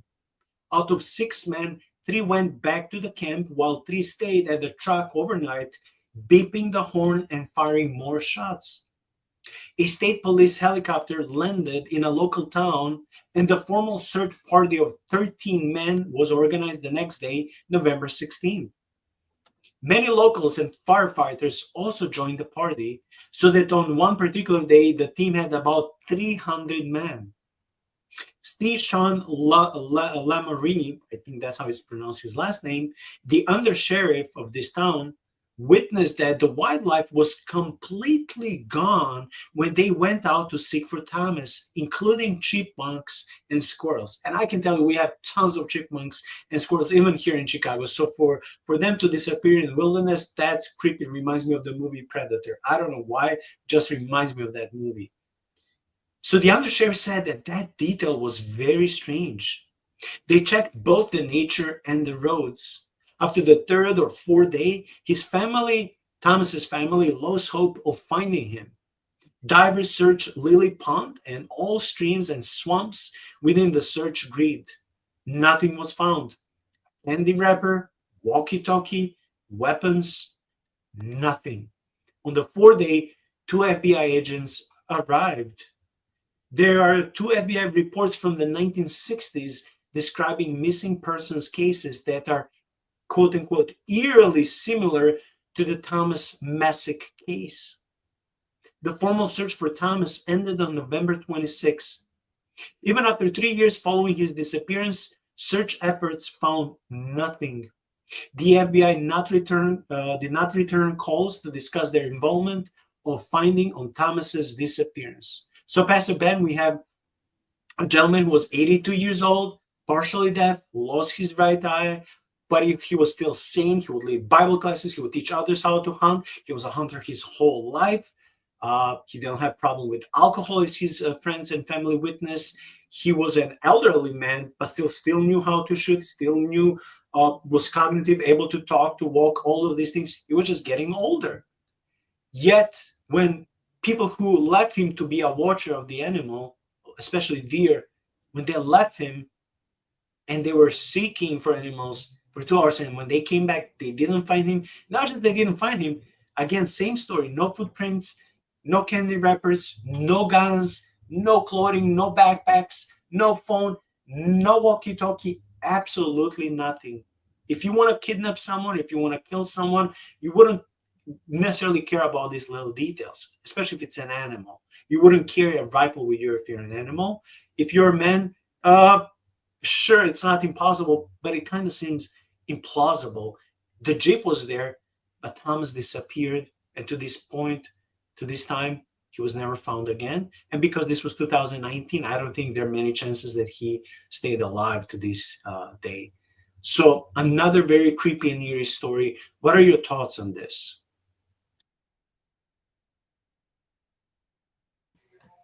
So yeah, I just kind of pulled it up and was reading over to see if there was any new updates on it, if they ever found anything. And as of 2023, no, they still had never found anything. But this was, as of 2023, which, is probably at this point, year and a half, maybe a couple years old. Any requests to the FBI or to the police say it's still considered an ongoing investigation, because anytime you have a missing person, it stays considered an open case, even if it's a cold case. And so they won't release any other information on it. And yeah, he was an older guy. He was out with a group of young hunters. And it said that he sat down on a stump where he was going to sit and wait for them to come back from hunting. Said that he had on like a light jacket and a Snickers bar. And that was it, because he wasn't expected to be, out there for very long. And he just disappeared. That's it. He was in the Adirondacks. I've hiked in the Adirondacks before. My wife spent a couple summers working up in the Adirondacks, upper New York State. Beautiful area up there. But again, that's like all these other cases we've been talking about. It can get very rugged. It's super mountainous up there. Lots of caves in those areas. But yeah, again, it doesn't make any sense, especially now, because he went missing in 2015, I think, is what it was saying.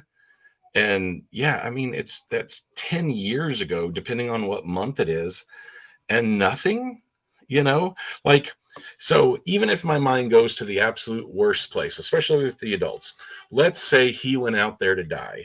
He was old, he was tired. He said, I'm just done with living and I'm going to go out there to die. Maybe he, hit a gun on him or something.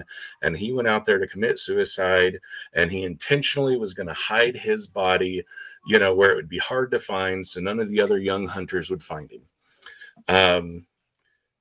The place where he was last seen is frequented by hikers, hunters, campers, fishermen. Like in 10 years, eventually somebody's going to find his body or his clothes.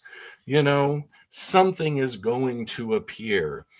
And so many people were searching for him after it happened. It's like people can track people.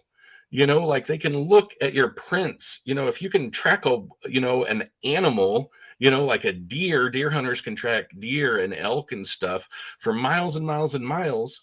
People can track people, and an 80-something-year-old man can't just get up and walk away and not leave evidence that he was there. Somebody's going to be able to find him with a dog and sniff him out, or like the ground in the Adirondacks, at least where I was really, really like loamy. Like it's not like sand or dirt. It's like you kind of push down on it, and it's lots of roots and pine needles and that kind of stuff. And so while you might not be leaving a real like shoe imprint in it, like you would obviously like walking next to a river or a sandy beach or something, like when you disturb the ground and it leaves traces. There's evidence of where you were and where you were going, which direction you were heading. It's just, it's another one that doesn't make sense. So many people, on this online forum thing I'm reading, are thinking he had a medical emergency or something like that. The place where he was, they do say, has caves and crevices. There's remnants of an old mine, mine shafts and stuff that are up there. They say maybe he went in one of those to die. But if you can think, hey, this stuff's there, then that means it's there, which means people looked for him there and they still haven't ever found him. Yeah, it just doesn't add up. Yeah, I don't see an 82-year-old man going super far. And so the fact that they set up this grid, they were searching the area for 3 or 4 days before the FBI agents arrived. Like, if you're covering the grid, there's no way he's going to get outside of that without somebody there to help him. And the fact that even after 3 years, they can't find anything. Nah, he just disappeared. Like, he's just not in that area. I mean, so I don't know where he went, but not there. I mean, and even if he was going to go into a cave or something, I mean, you got to imagine an 82-year-old man. He's not going to be somebody who's going like spelunking. He's not, crawling on his hands and knees trying to get, to a deep portion of the cave. He would probably be able to go where you would see him in the mouth of a cave. And I imagine anyone who's searching, they would say, there's a cave here. Let's check that. Right. And you would see him there in the mouth of the cave. I mean, he just disappeared, and no trace of anything, weapons, walkie-talkie, no candy wrappers, nothing. That's just strange.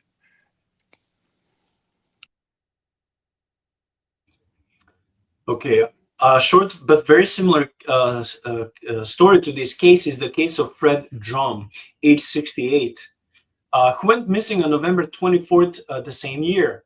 About the 10th day of Thomas's search, the Department of Conservation Rangers for the state of New York were pulled from that event and sent 14 miles south to help with this case. Almost in the same time, Fred lived on his rural farm with his wife, who went on Thanksgiving Day to attend the banquet. And upon her return in the afternoon, he simply wasn't there. His belongings and car were there, but he vanished. There were helicopters and dogs, but the outcome was the same as Thomas's. Both elderly people mysteriously disappeared without a trace and weren't found almost in the same area, almost in the same time. Still not the same age, but also both of them mysteriously, and none of them belongings, footprints, tracks, nothing was found years after that.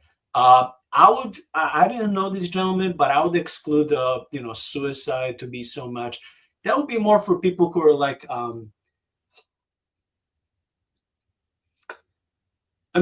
suicide can be a reason of different reasons. I don't want to be overgeneralizing, but these people seem to be family people. working hard, having kids, grandkids, being somewhat successful, living long, enjoying nature. Like, why would they want to raise their own raise the hand on themselves? Like, it's not impossible, but like that would be the last option for both of these gentlemen when it comes to me. It's like, I don't know, but for me, it's so creepy that both people were found disappearing in the same area in the same time, almost same time. It's so weird. It's like, once when you Ben mentioned all these caves, I'm thinking, but what about if these people, hypothetically speaking, didn't go to caves? What if they were dragged to caves? And because so many caves are unexplored, what if they ended there? For what reasons and by whom? I don't know. Cults, psychopaths, rapists, animals, cryptids, name it. Like, there's no way we can know. And if so many caves are hidden, some maybe even, it's not open entrance, it's not clear. Some of them are low, like you have to be going God knows where, or maybe there's a lot of bushes or high grass that is covering the entrance. Many of them we don't even know that they exist, even though they've been there since the dawn of time. So God knows who have been living in those caves, from wild animals to savage people to strange visitors or people who just find their home there, or maybe for certain activities like you mentioned cults before. God knows what. But see that all that unexplored system of caves just in America, what about the whole world, but just in America, gives me creeps. And just like when you said, Ben, when you compare the map of the missing people and the cave system, they almost perfectly match. That absolutely gives me creeps. It's like, it's such a weird thing to be called coincidence. So I don't know if you guys have any theory on caves. If not, I can continue further. No? Yeah. So caves, you know, we see all these things with like sinkholes opening up, and with a cave, you have a void space, right? That's underneath the ground. And so it's possible that you could just be walking and sink right into one of these, especially if it's, you're dealing with a bunch of underbrush and stuff. You could just notice, because it would just, you have all this living thing that's connected with roots, and it's this brushy area. And so unless you're walking in the same path, you wouldn't even notice that there's a hole there. That's a possibility. Another possibility, for this Fred person is, I mean, as I'm looking through this story, it's like, well, his car was left, right? His belongings were left, which I'm assuming, being as this is 2015, included his cell phone, because if he had a cell phone with him, well, you could just track the cell phone. Um, like there's no, even if he took off on foot, they would have found him. This is a 68-year-old man. He's not going far, farther than an 82-year-old man, but without a vehicle, he's not getting that far. Either somebody came and got him, or if he wanted to commit suicide by launching a rocket into a sun, like, that's possible. But if he offed himself, like, you would find the body somewhere, right? They found no body. The dogs didn't pick up any scent. Um, you know, Jokingly, kind of, maybe he let the black-eyed children in, which is something that you never do. And he disappeared. I mean, a 68-year-old man, a family man, his wife is gone. Who knows? I mean, there's lots of cases of people reporting these black-eyed children, and none of them say that they ever let him in. So, yeah. Okay, I want to read this statistics and comparison, what is similar in all these missing cases. And some of this Pastor Ben mentioned maybe an hour and 30 minutes ago, but I have a whole list, so I'll just read them quickly. So the things that connect all of the missing 411 cases and the profile points are this. One, point of separation. When the person becomes isolated or alone, this is when something happens to them and they disappear. Two, time of disappearance, mid to late afternoon hours. Three, boulder fields, Victims are often found missing in the areas of granite or rock fields. 4, near water, very common. 5, weather event. This is what Ben was talking about. There seems to be a weather incident from dust storms to blizzards in close proximity to the time that the person disappears or when the search starts. This is weird. In one of the stories, when they started searching for some guy, a sudden blizzard came. It's like, dude, why didn't you start 5-10 minutes early? I'm not saying it's like there's some relations, but it's like, it seems almost like a spiritual warfare, like something is trying to fight you and your crew of people to find the missing person. Like, it's like, I wouldn't even go with government. I would just skip the government and go directly to the big boss of this, weather changes and abilities. Okay, so 5 was weather event. 6, disability or illness. Oftentimes, the victim is later found to have an obvious or very subliminal disability or illness, as if almost whoever is tracking these, victims is tracking first to, I want to say necessarily kill, but take people with some, we're all made in God's image, and regardless of our body that is decaying and fragile, we're still perfectly made in God's image. But it could be then in the case like the sci-fi movie Predator, or like in a case of a serial killer, or maybe a hungry predator animal. What if it's preying intentionally on people who are injured or with disabilities to take them out? Because first, they're easier to be killed. Second thing, in someone's mind, they can be like, well, if it's survival of the fittest, maybe this person doesn't have to live any longer. They already live. Let's live, this town or this area, or this planet for someone younger. In the case of people who are brainwashed, I wouldn't be surprised if they can think this way.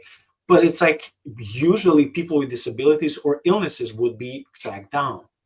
7, canines can't track. This is an extremely common profile point. In 95% of all the cases, dogs cannot track the scent of these missing people. 8, found in area previously searched. Even searched dozens of times, where the professional search and rescue teams are searching and cannot find, sometimes months or years later, a body of the dead person is found in that area.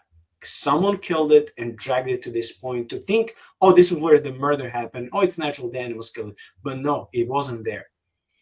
9, missing clothing.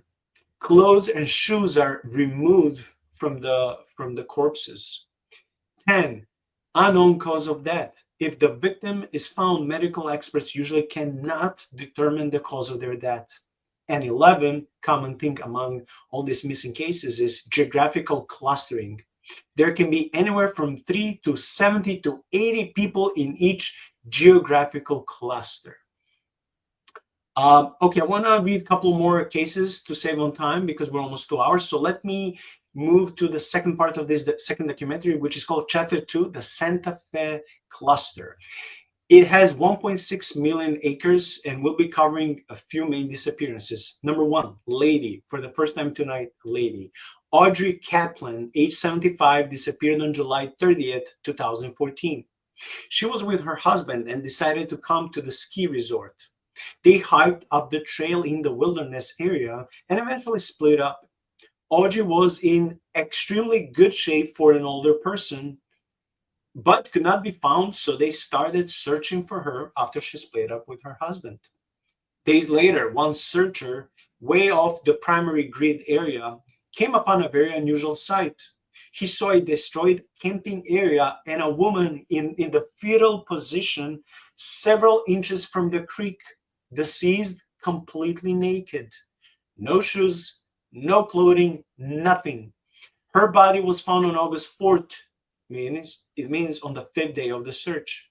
A medical expert determined that even though, quote unquote, there are no specific autopsy findings to indicate hypothermia, the circumstances of Mrs. Kaplan's death and lack of fatal disease at autopsy support cold exposure due to the very low temperature at night.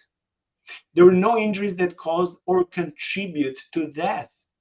Given that there is no report of the descendant's face being in the water when found, nor circumstances documented to support that it had been in the water, it is unlikely that drowning played a role.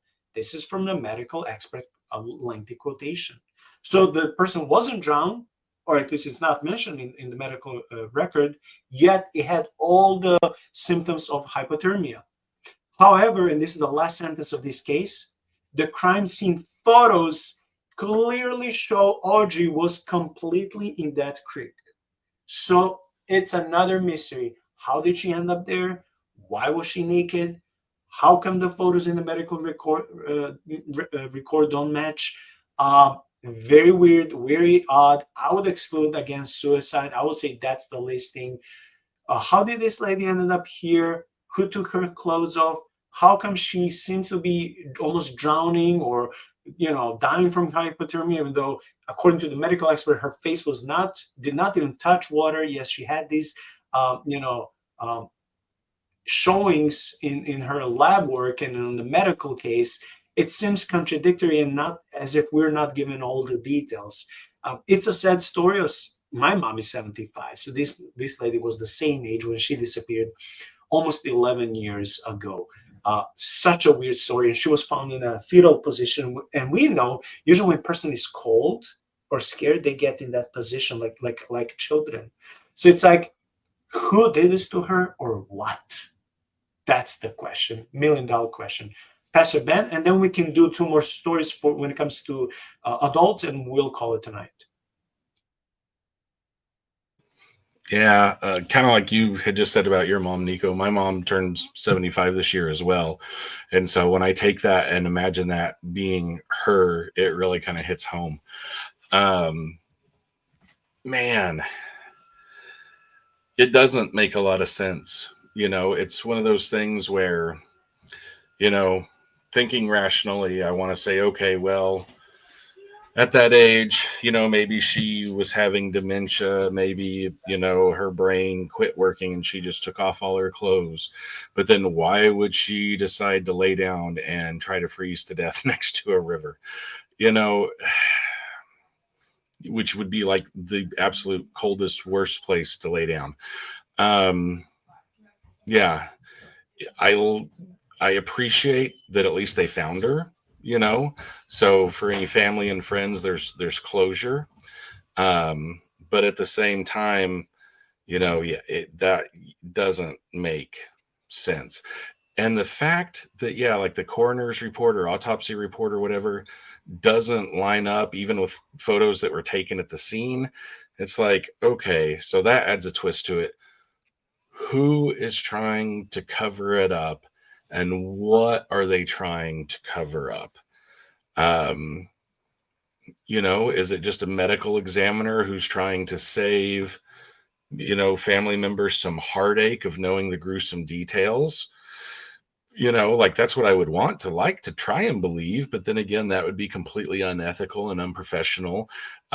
So no, I don't think that they really do that. I think that there is something there that possibly in a small town, local community, something like that, maybe somebody knew what happened to her and they didn't want it getting out. And so some things were staged or moved around to hide some key details. At least that's where my brain goes. So I got 2 things. First of all, she was found way off the primary grid area, right? Which means that she wasn't within walking distance, what you would consider to be walking distance of a 75-year-old woman from where she was last seen. Secondly, there was no evidence that she had drowned, even though, according to this, crime scene photos clearly show she was completely in the creek, right? At first it says several inches from the creek, but then it says crime scene photos say she was completely in the creek. If there's no evidence of drowning, that means that she was dead before she was in the creek, which means that she was placed there. So she's out of walking distance and she's placed in a creek and she now has no clothes on. So this is a cover up for a murder or something. And that would be if I was thinking that this was human, but I don't necessarily go that route. I mean, this is, off of a wilderness trail, right? So it's not like there's a whole bunch of people that are out there. And I don't, I'm going to be delicate with this. She's a 75. If she was 25 and she was found dead and naked, I could maybe 75. Like, I know there's sick people out there, but really, um, so that's what I got to say about that. The second thing, as you were telling the story, there were a few things that were clicking in my mind about what we had discussed, or what you had discussed were the main things that correspond to all of these cases. One was that the disappearances happened between mid to late afternoon. The other is that they happen to form in clusters. It happens when there's a storm moving in, either a dust storm, blizzard. I'm assuming thunderstorm would be included. It happens near the water, and typically near granite or boulder fields. It seems like all of these things are coalescing in a transitional space where day is transitioning to night, calm is transitioning to storm, land is transitioning to water, and then all of these people are disappearing in these clustered geographic areas. I can't help but look at that and say, man, there's got to be something going on where there's these transitions that are happening.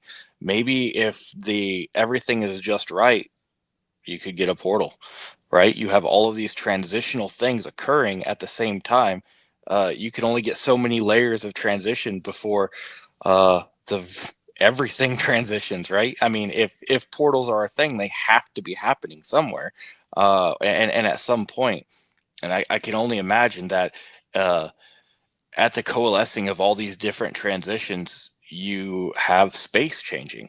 I think that's an interesting thought that I haven't heard that before, and not necessarily that it said it, just me looking at it, drawing that from the data. That sounds like an interesting possibility. Okay, thank you. Two more stories and we're done. Melvin Nadell, age 61, you can't say he was really old, disappeared on September 6th, 2009. After driving for about 2 hours, Melvin arrived at Elk Mountain at 4 p.m. He joined two workplace friends who already set up a camp. This area is rich with wildlife, including bears and mountain lions. Mel had a slight knee injury, meaning if he saw a prey, he wouldn't be able to walk a great distance. He separated from his friends when hunting. He had done these things before when he camped and hunted overnight with others.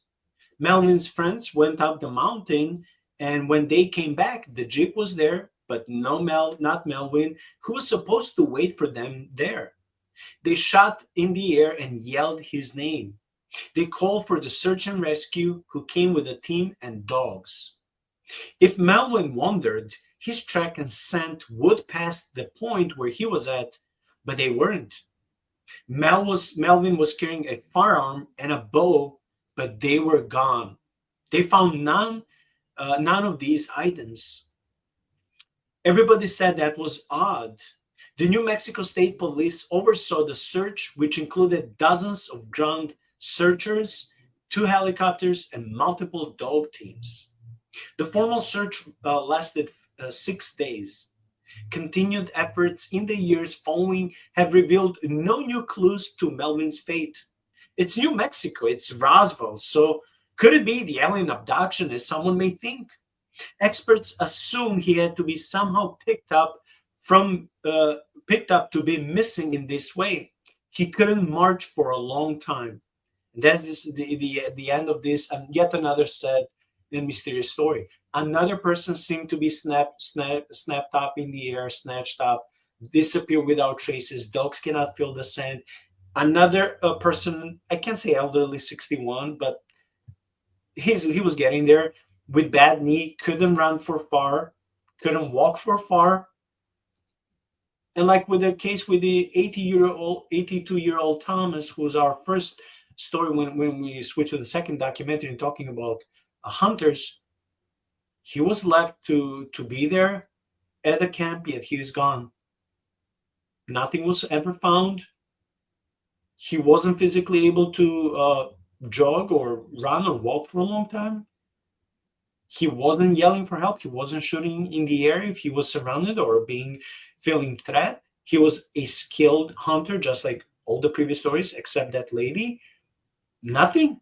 It feels like as if you would leave someone like me who is completely clueless what to do in the wilderness, then you wouldn't be surprised if I had gone missing. You're talking about people who spend their whole life out there in nature, and they know, especially if they've been to places like the same place for many times. So they know, they have these basic instincts of survival that we who live in cities don't have. Again, another sad and mysterious story. Dogs cannot feel anything, no traces, as if the person was snatched or snapped in the air and boom, gone, disappeared forever. I don't know. Is my mind going crazy, Pastor Ben, or like all these stories seem copy paste? Yeah, they're different national parks, different states, different people, very deja vu, very copy paste stories. Like, what's happening? Yeah. I mean, that one, being in New Mexico, sure, you got Roswell, but, you also got skinwalkers. That was the thing, that you mentioned that I really wanted to key in on, right? Okay. So one, yeah, we're talking about hunters. These are people who are skilled in knowing how to live and survive and get along outdoors. They also know how to shoot or even bow and arrow. This guy was left with a gun and a bow and presumably arrows. So if an animal or a human were coming to attack him, I'm sure he would have heard it coming, because hunters are trained to listen, right? Or to smell, to see. And so he would have fought anything that was coming to take him away against his will, right? He would have shot it. He would have shot at it with the bow and arrow. He would have hit it with the bow. He would have done whatever he could have to fight this thing. But there's no evidence of a struggle. The weapons aren't strewn around. Nobody hears gunshots or anything. The guy just disappeared. And you know what? Like, people don't just disappear. It just doesn't happen. Just like we don't see random spontaneous events, of creatio ex nihilo, things don't just pop into existence out of nowhere. Things can't just cease to exist out of nowhere. The matter and the energy that makes this human being has to go somewhere. Where did it go? Yeah. I mean, again, it's like they get picked up. That would explain why dogs can't track them by scent, because there is no scent on the ground to follow. That's why there's no footprints. That's why there's, no evidence left around. It's about the only thing that really seems to make sense is somehow they're picked up. Either they're picked up or they take, like one step in whatever given direction and they're teleported. Something happens to them. I would love to find out what it is. I don't necessarily want it to happen to me, especially if it's something bad, but I would love to know where they go. Where are they? What happened to them? Who knows? Maybe it's not recorded in any of these people's stories, but they were really, really godly and they're hanging out in heaven with Enoch and God just took them up. I doubt that, but maybe, I don't know. Well, then he took his gun and his bow with him. These guys, like you said, they're hunters, they're outdoorsmen. These are people who they were skilled at being out where they were. They were skilled at adapting to their environment. They were skilled at reading their environment. They also knew the conduct, and they were out with other people. These people probably knew, but You know, if nobody else knows, if you're out with a gun, the international distress signal is 3 shots in rapid succession, right? If you're in trouble and someone hears that, they're coming, because that is the international distress signal. Everybody, no matter where you're from, you know that's a call for help. He didn't do that. They didn't hear anything. So even if he was afraid to shoot the thing, he would have at least called for help. There, no sign of a struggle, no blood, no rip, nothing. He was just taken. I mean, there really, there. If we can say nothing else, we can say he was taken. We don't know where he was taken, by what he was taken, but he was taken, because he's not there anymore. So, yeah, this definitely is just, it's weird. It's weird that they just disappear, and I don't know what would have caused it, but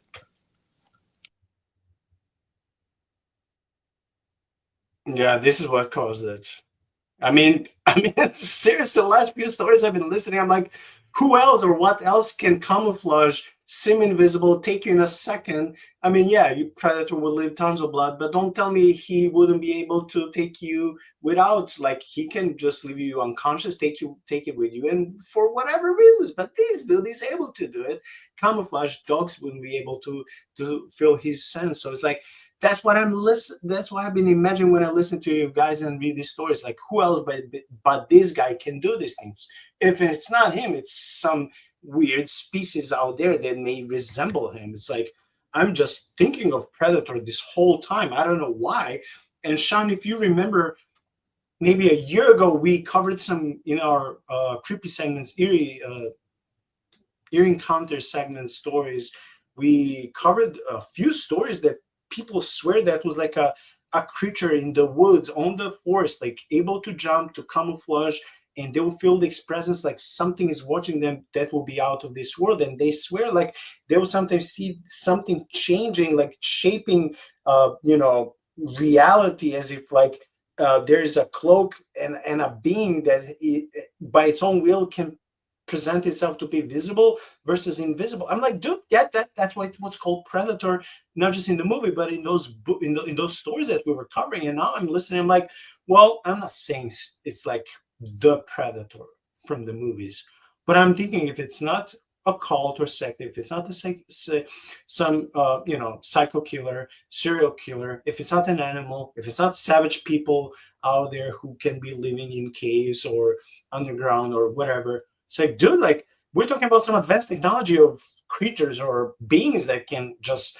go through portals, snap you out from the air, leave no traces, leave no scent, nothing. That's why I'm thinking about the Predator. I don't know why, but that's where my mind is going. I don't know if it makes sense to you guys. there's only one problem with your theory. All right, some of these happened in California, and they have the governor, right? So there's no way the Predator can beat Arnold. That's a good theory. It's a good theory. I have one more story and we'll be done unless you guys want to tell your stories or mention something that you forgot.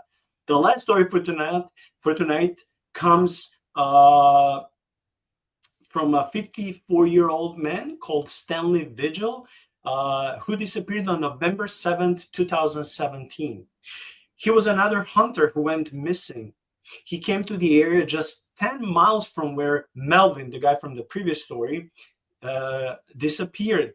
He was in a car with his father and a friend.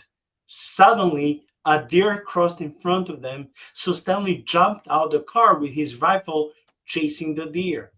And as that happened, this is so creepy. Fog and heavy rain simultaneously hit the area where he disappeared. So it didn't happen 2 minutes earlier. It happened when Stanley went out chasing the deer.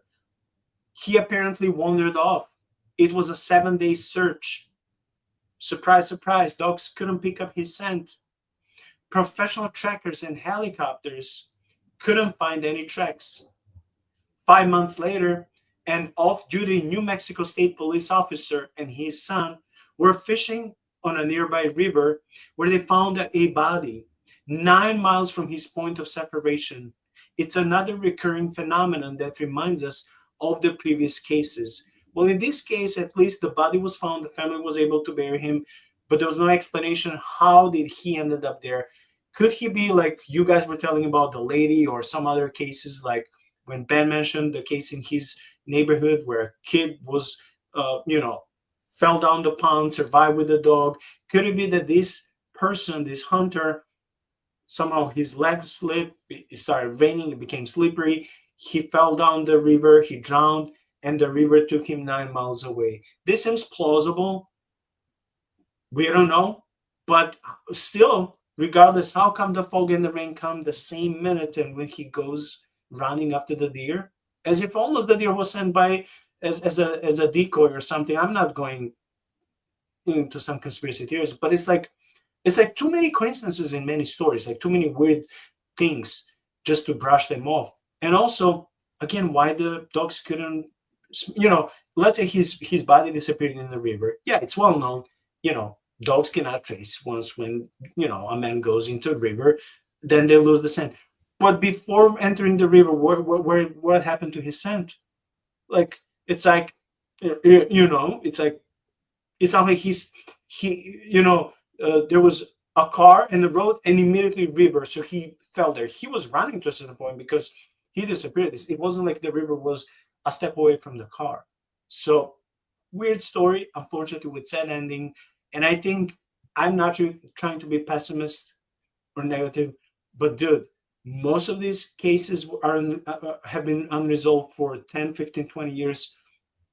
I hope any of these kids or elderly people are alive, but I honestly doubt. And I think they're always, in all these cases, I cannot say it's only one cause of that. I think it's different. It can be animal, it can be people, it can be unfortunate events and accidents, including nature. But I also think it could be something more sinister, like spiritual entities.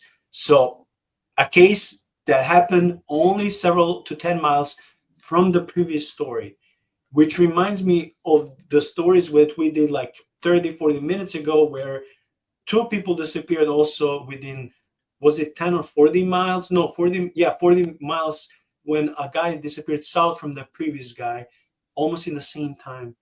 Bizarre coincidences or not, I don't know. I don't dare to give concluding thoughts as if I know. And I would say, like, many of these cases, if we will know more details, we can see, oh, it's actually not that weird or supernatural, but we don't have data. So maybe, Pastor Ben, you can have your both concluding thoughts and thoughts when it comes to this story, and then Shaun can do the same. And you can take any time and add any cross-reference, any rabbit trail, any story you would like to mention if you want to, both of you. So yeah, again, just another sad ending. It's like you said, it's plausible. Maybe it was just the random circumstances of the events that as he's chasing the deer, the storm moved in and, the rain washed away his scent and the river rose and he got caught up in it and it washed him downstream and killed him. It's plausible. You're jumping through a lot of maybes, but it's plausible. I'll tell you a quick story because I don't want to take up too much time. This is to me the most interesting missing 411 story. Again, it happened in Idaho, an area south of here. I forget how many hours it is, but it's a few hours away from me. And again, in a wilderness area. This happened in 2018. Okay, so I'll just read a little bit real quick. On October 5th, 2018, a man named, I want to get his name right, Terrence Woods, I think his middle name's pronounced Shamel. Anyway, Terrence Woods, who was then in 2018 was 26, was part of a 12-member crew that ventured into the forest in Idaho County for a day-long shoot for a TV project. Okay, so it's a 12-man crew shooting for a TV show. The TV show was covering missing 411 stories. Right? 11 Crew members ended up returning to their motel later that evening. Terrence, who was hired as a production assistant, did not. He hasn't been seen ever since. So we're looking at 7 years now. The case has baffled investigators and compelled Terrence's dad to consider a provocative theory about what happened to him. There's a whole Dateline episode on him. Pallades covers it in the Missing 411 episode as well. So to summarize the story, 12 young adults go to film for this reality kind of TV documentary series thing. They're looking into disappearances and all this kind of stuff, and for some reason, I think they were close to wrapping up for the day. For some reason, they said Terrence, who had been with them, they'd been out there for a couple of days, not camping or anything, but driving out to where they were. For whatever reason, Terrence literally just starts running. Runs past all 11 of them into the woods directly in front of them and disappears right as he enters the woods. Just disappears. They chased him. They took off after him. No sign of him. I've got the official report. If anybody's ever looking for a missing person, and it's been reported, you can actually go to namus.gov, namus.gov, and that's for anywhere, but it's the U.S. Missing People's database. Terrence Shamel Woods, 26 years old. He'd be 33 now. Closest location is Grangeville. I actually work with a gal who grew up in Grangeville. It says at about 5:30 p.m., while the crew was packing up and ending production for the day, Terrence was reported to have abruptly left the group and ran into the forest. Terrence was seen running by the film crew, who remained in the area searching for him. An extensive air and ground search by the Idaho County Sheriff's Office never found any sign of Terrence. That's the official police report for him. 11 other people. He runs past them into the woods. They chase after him, and there's no signs of him. They call the cops. The cops call in search and rescue. They move into the area within hours of him going missing. There's no sign of him. Nobody ever finds the guy. Ever. They literally watched him run into the woods and watched him disappear in front of their eyes as he breaks into the tree line. On the other side of this forest area, on the same day, at the exact same time, is another group of hikers, and one of their guys goes missing. On the exact same day, at the exact same time. Two different sets of people, miles and miles and miles and miles apart, both lose a party member under almost identical circumstances and were never seen or heard from again. That's insane. But it's not like, they disappeared. No, they weren't in sight for a while. Where did the body, where did they go? They were surrounded by other people watching them disappear with no trace. Pow. Like that's mind-blowing to me. That is the most provocative, story that I know of in the recent past. 2018, October 5th, 2018, went missing at 5:30 p.m. Like, you can go to the exact place where he was when he ran past the film crew into the woods. Just gone. 100% just gone. That blows my mind. If you don't believe any of the rest of them, if you can explain away due to natural causes, events, suicide, murders, anything else that you want to explain away, okay, all the rest of them, but not this one. Because he was surrounded by 11 other people from all different walks of life, all different parts of the world, coming together as a film crew for this show. literally were right there as he disappeared, and literally gave chase to him as he ran into the woods and couldn't find him. That's my favorite story. Okay, I just want to say something before Shaun goes. Could it be that in some twisted game of foul play, demonic play, a demonic entity would pick one person from every crew, team? I don't know why not two or three. Why just one? Is it an experiment? Is it some sort of Hunger Games in demonic realm or something we can only speculate? I'm just going wild, right? No one knows. But like, you came on my territory, I'm paraphrasing as if I'm the demon. You came on my territory to investigate me. Well, I'm going to give you hallucinations and thoughts that are not your thoughts. I'm going to play with you as a victim.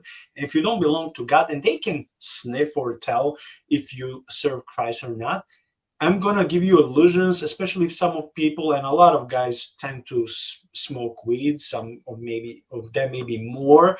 And if they're especially under some influence, their minds and thoughts can be easily manipulated. So with that thing, and especially if you get up one of those hitchhiking effect thing that may be attached to you, it can be a combo of different things where you're being targeted from the whole team. Doesn't matter if it's 5 of you, 1,000 of you, you one are being targeted.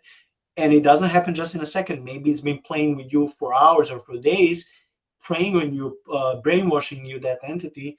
And now when it finally gets you to snap, you do what you do and you disappear. So it seems to me almost like a spiritual warfare and something more deeper, actually. It's like a combo of spiritual, mental, and emotional layer. This foul play of deprogramming and brainwashing someone to become who they are not, and maybe to think or see what they think it is, but it's not, and just run in the wilderness and never to be found. Even though I bet in both of these groups of friends, for both of these missing people, would say that's not how we know them. They were like, okay, relatively normal people, but like they would not do this and disappear and die over there by themselves in wilderness. Again, these were young men. So for me, I'm thinking out, well, could it be you're being targeted by a demonic entity who was preying on you for days and hours, learning you, applying different strategies, like Joshua Davidson and I did a few episodes on the Screwtape Letters, how demons portray different strategies and tactics on us, on different strategies on different people, because we're all different. And it finally got to the point where the guy snapped and left. And who knows what happened to him, but nothing good happened to him if he was a victim or a sacrifice to these beings. Shaun, sorry for taking your I just wanted to say this until I forget or whatever. Yeah. So Ben, that is a crazy story, and if I remember it, I think I saw the Dateline thing where they were interviewing the people who were present, and they said that the guy ran impossibly fast, that there was no catching him, that they were trying, and he was gone. And it makes me think of something that I really didn't think of when preparing for this episode. The one of the first uses of the word Wendigo in English is not a creature. It is like a spirit of wanderlust. They call it it's called the call of the void, and it is just having to go, like to get out. And the fact that there was two people on opposite sides of the forest at this time when this happened, at the same time, both walked into the woods and disappeared. Dude, I don't know what else to call that. And especially this guy, because the story in early American, it's one of the early American tales, talks about a native, like a Native American who gets, like, his feet are on fire and they're burning. And so the witch doctor is trying to help him out, but his feet are burning, and he keeps reciting this thing. I can't remember it's like a little poetic thing, but eventually he just takes off and runs into the forest. And that it's like a contagion where whoever you're around, it affects them and they have to go. And thinking about this guy, they're closing up shop, getting everything done, and he just turns to the woods and darts. Like, that just makes me think of the Wendigo, like the original use of the word in English, the Wendigo, the call of the void. You know, man, that is scary, creepy, and the fact that there's attestation to it hundreds of years ago that has nothing to do with the usage of the word now just makes it creepier. Like, this was, you know, when we use something, it morphs over time, but the original, when this was originally communicated from the Native Americans to the people, that's probably what they were thinking about, is people just disappear. Like, they're just gone. They have this urge to just go, and then they're just gone. Um, Also, I'm thinking of the fact that he hits the tree line, and he just disappears into the trees. It makes me think of a portal. Like, I mean, I know I've said portal a lot, but what else do you call that? Somebody, he hits this again, a transitional space between where they're filming and the wood line. He hits that and he's gone. Yeah, I think there's something to that, and the fact that it happened on two different sides of this forest with people who are not in communication with one another. I mean, that just makes sense to me. It just makes sense that a portal opened up, and they were, for whatever reason, called to it. Maybe not even consciously, just subconsciously. They walked into the woods and they're gone. And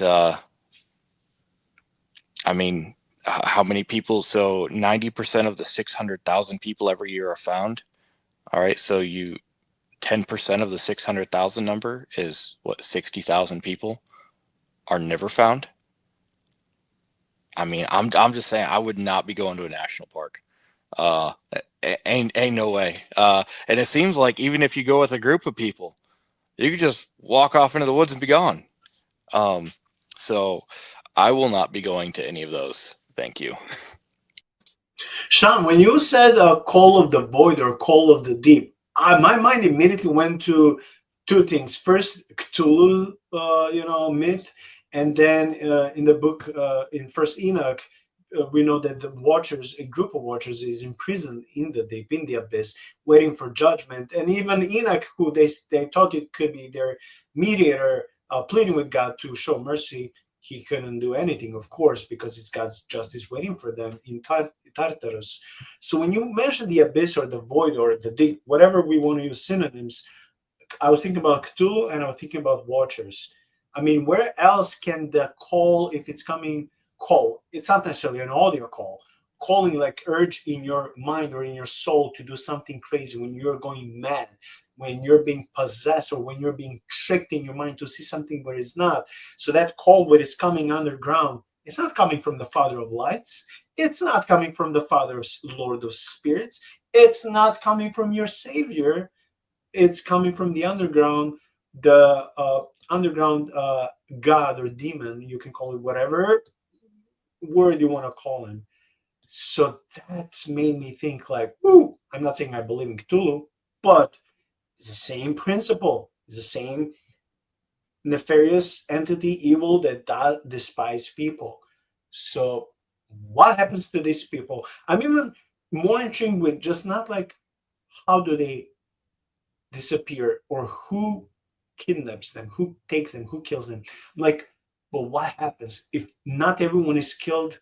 Again, do they have some sort of perverted Hunger Games, or like in the movie Maze that came out, Maze trilogy? Is there something moving? They're supposed to escape, or could it be something like in the movie Cube, which I loved when I was a teenager? They're trying to escape, or like, is it simply some alien experiment, or they're like simply maybe sex toys to these whatever entities, or it could be a sort of alien cult or a cult of a certain god or goddess.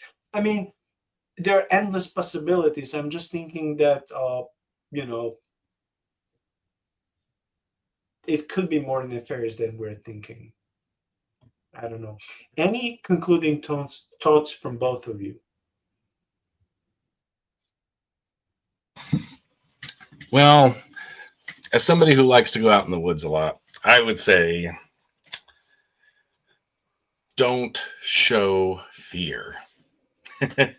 As imagers of God, as born again children of the Most High King, we take dominion where we go when we carry Christ with us. That's not to say bad things can't happen to us, but I do believe that if we operate out of fear, then the enemy wins.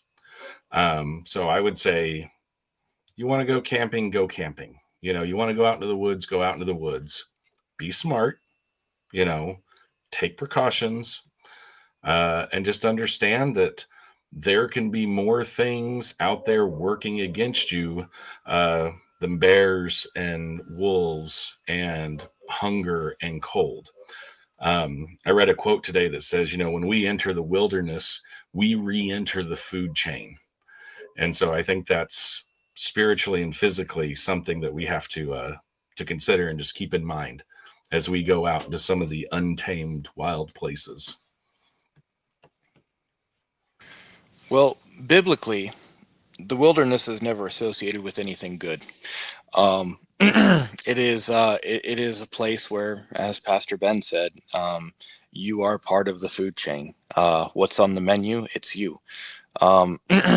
And it's kind of like, you get this humility when you look at when you look at like national parks and you look at where the trails are, and you realize that 99% of this is just open space with no trails.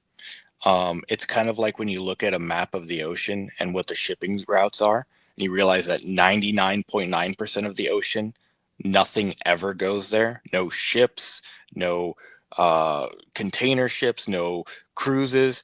That's why they say that only 5% of the ocean is explored, because you just can't go to those places in the middle of the ocean. We just don't do that.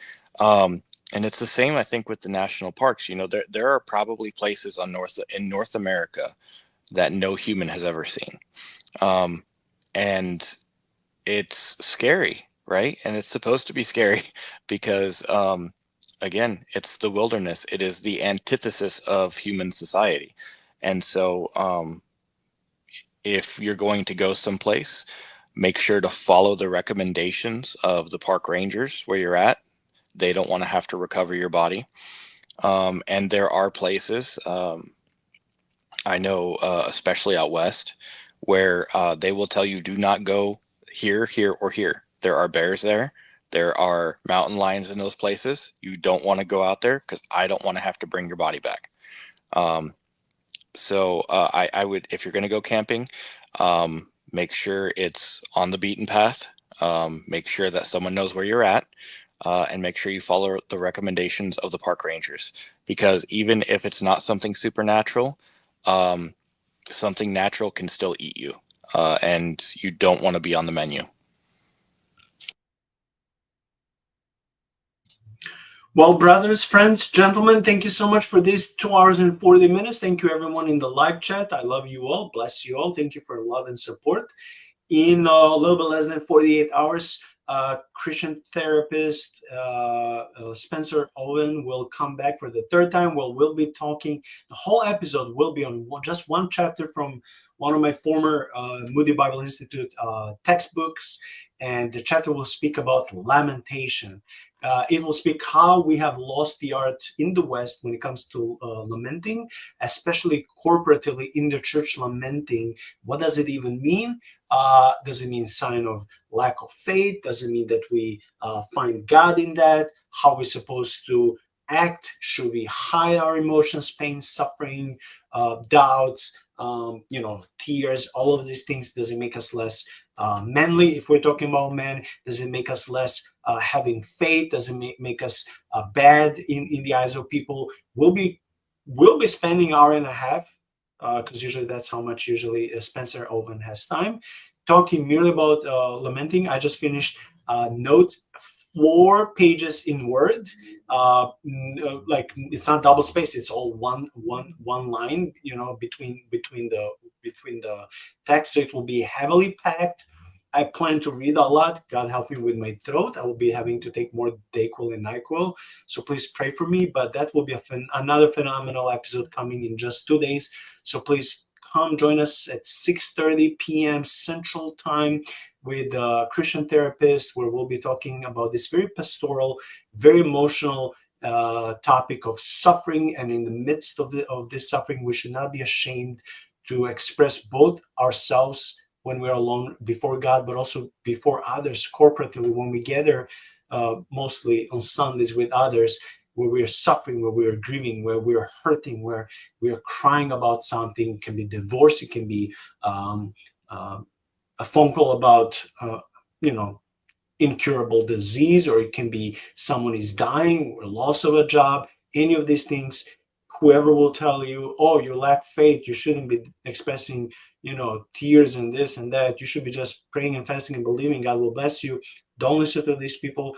These are the topics that we'll be dealing with this Sunday. So please come, support our channel, like, subscribe, do that also on Pastor Ben's YouTube channel. And I'll see you in 2 days, and we'll see you next Friday to surprise you with another very mysterious and very creepy topic when it comes to the three of us. Until then, go serve your King, and God bless.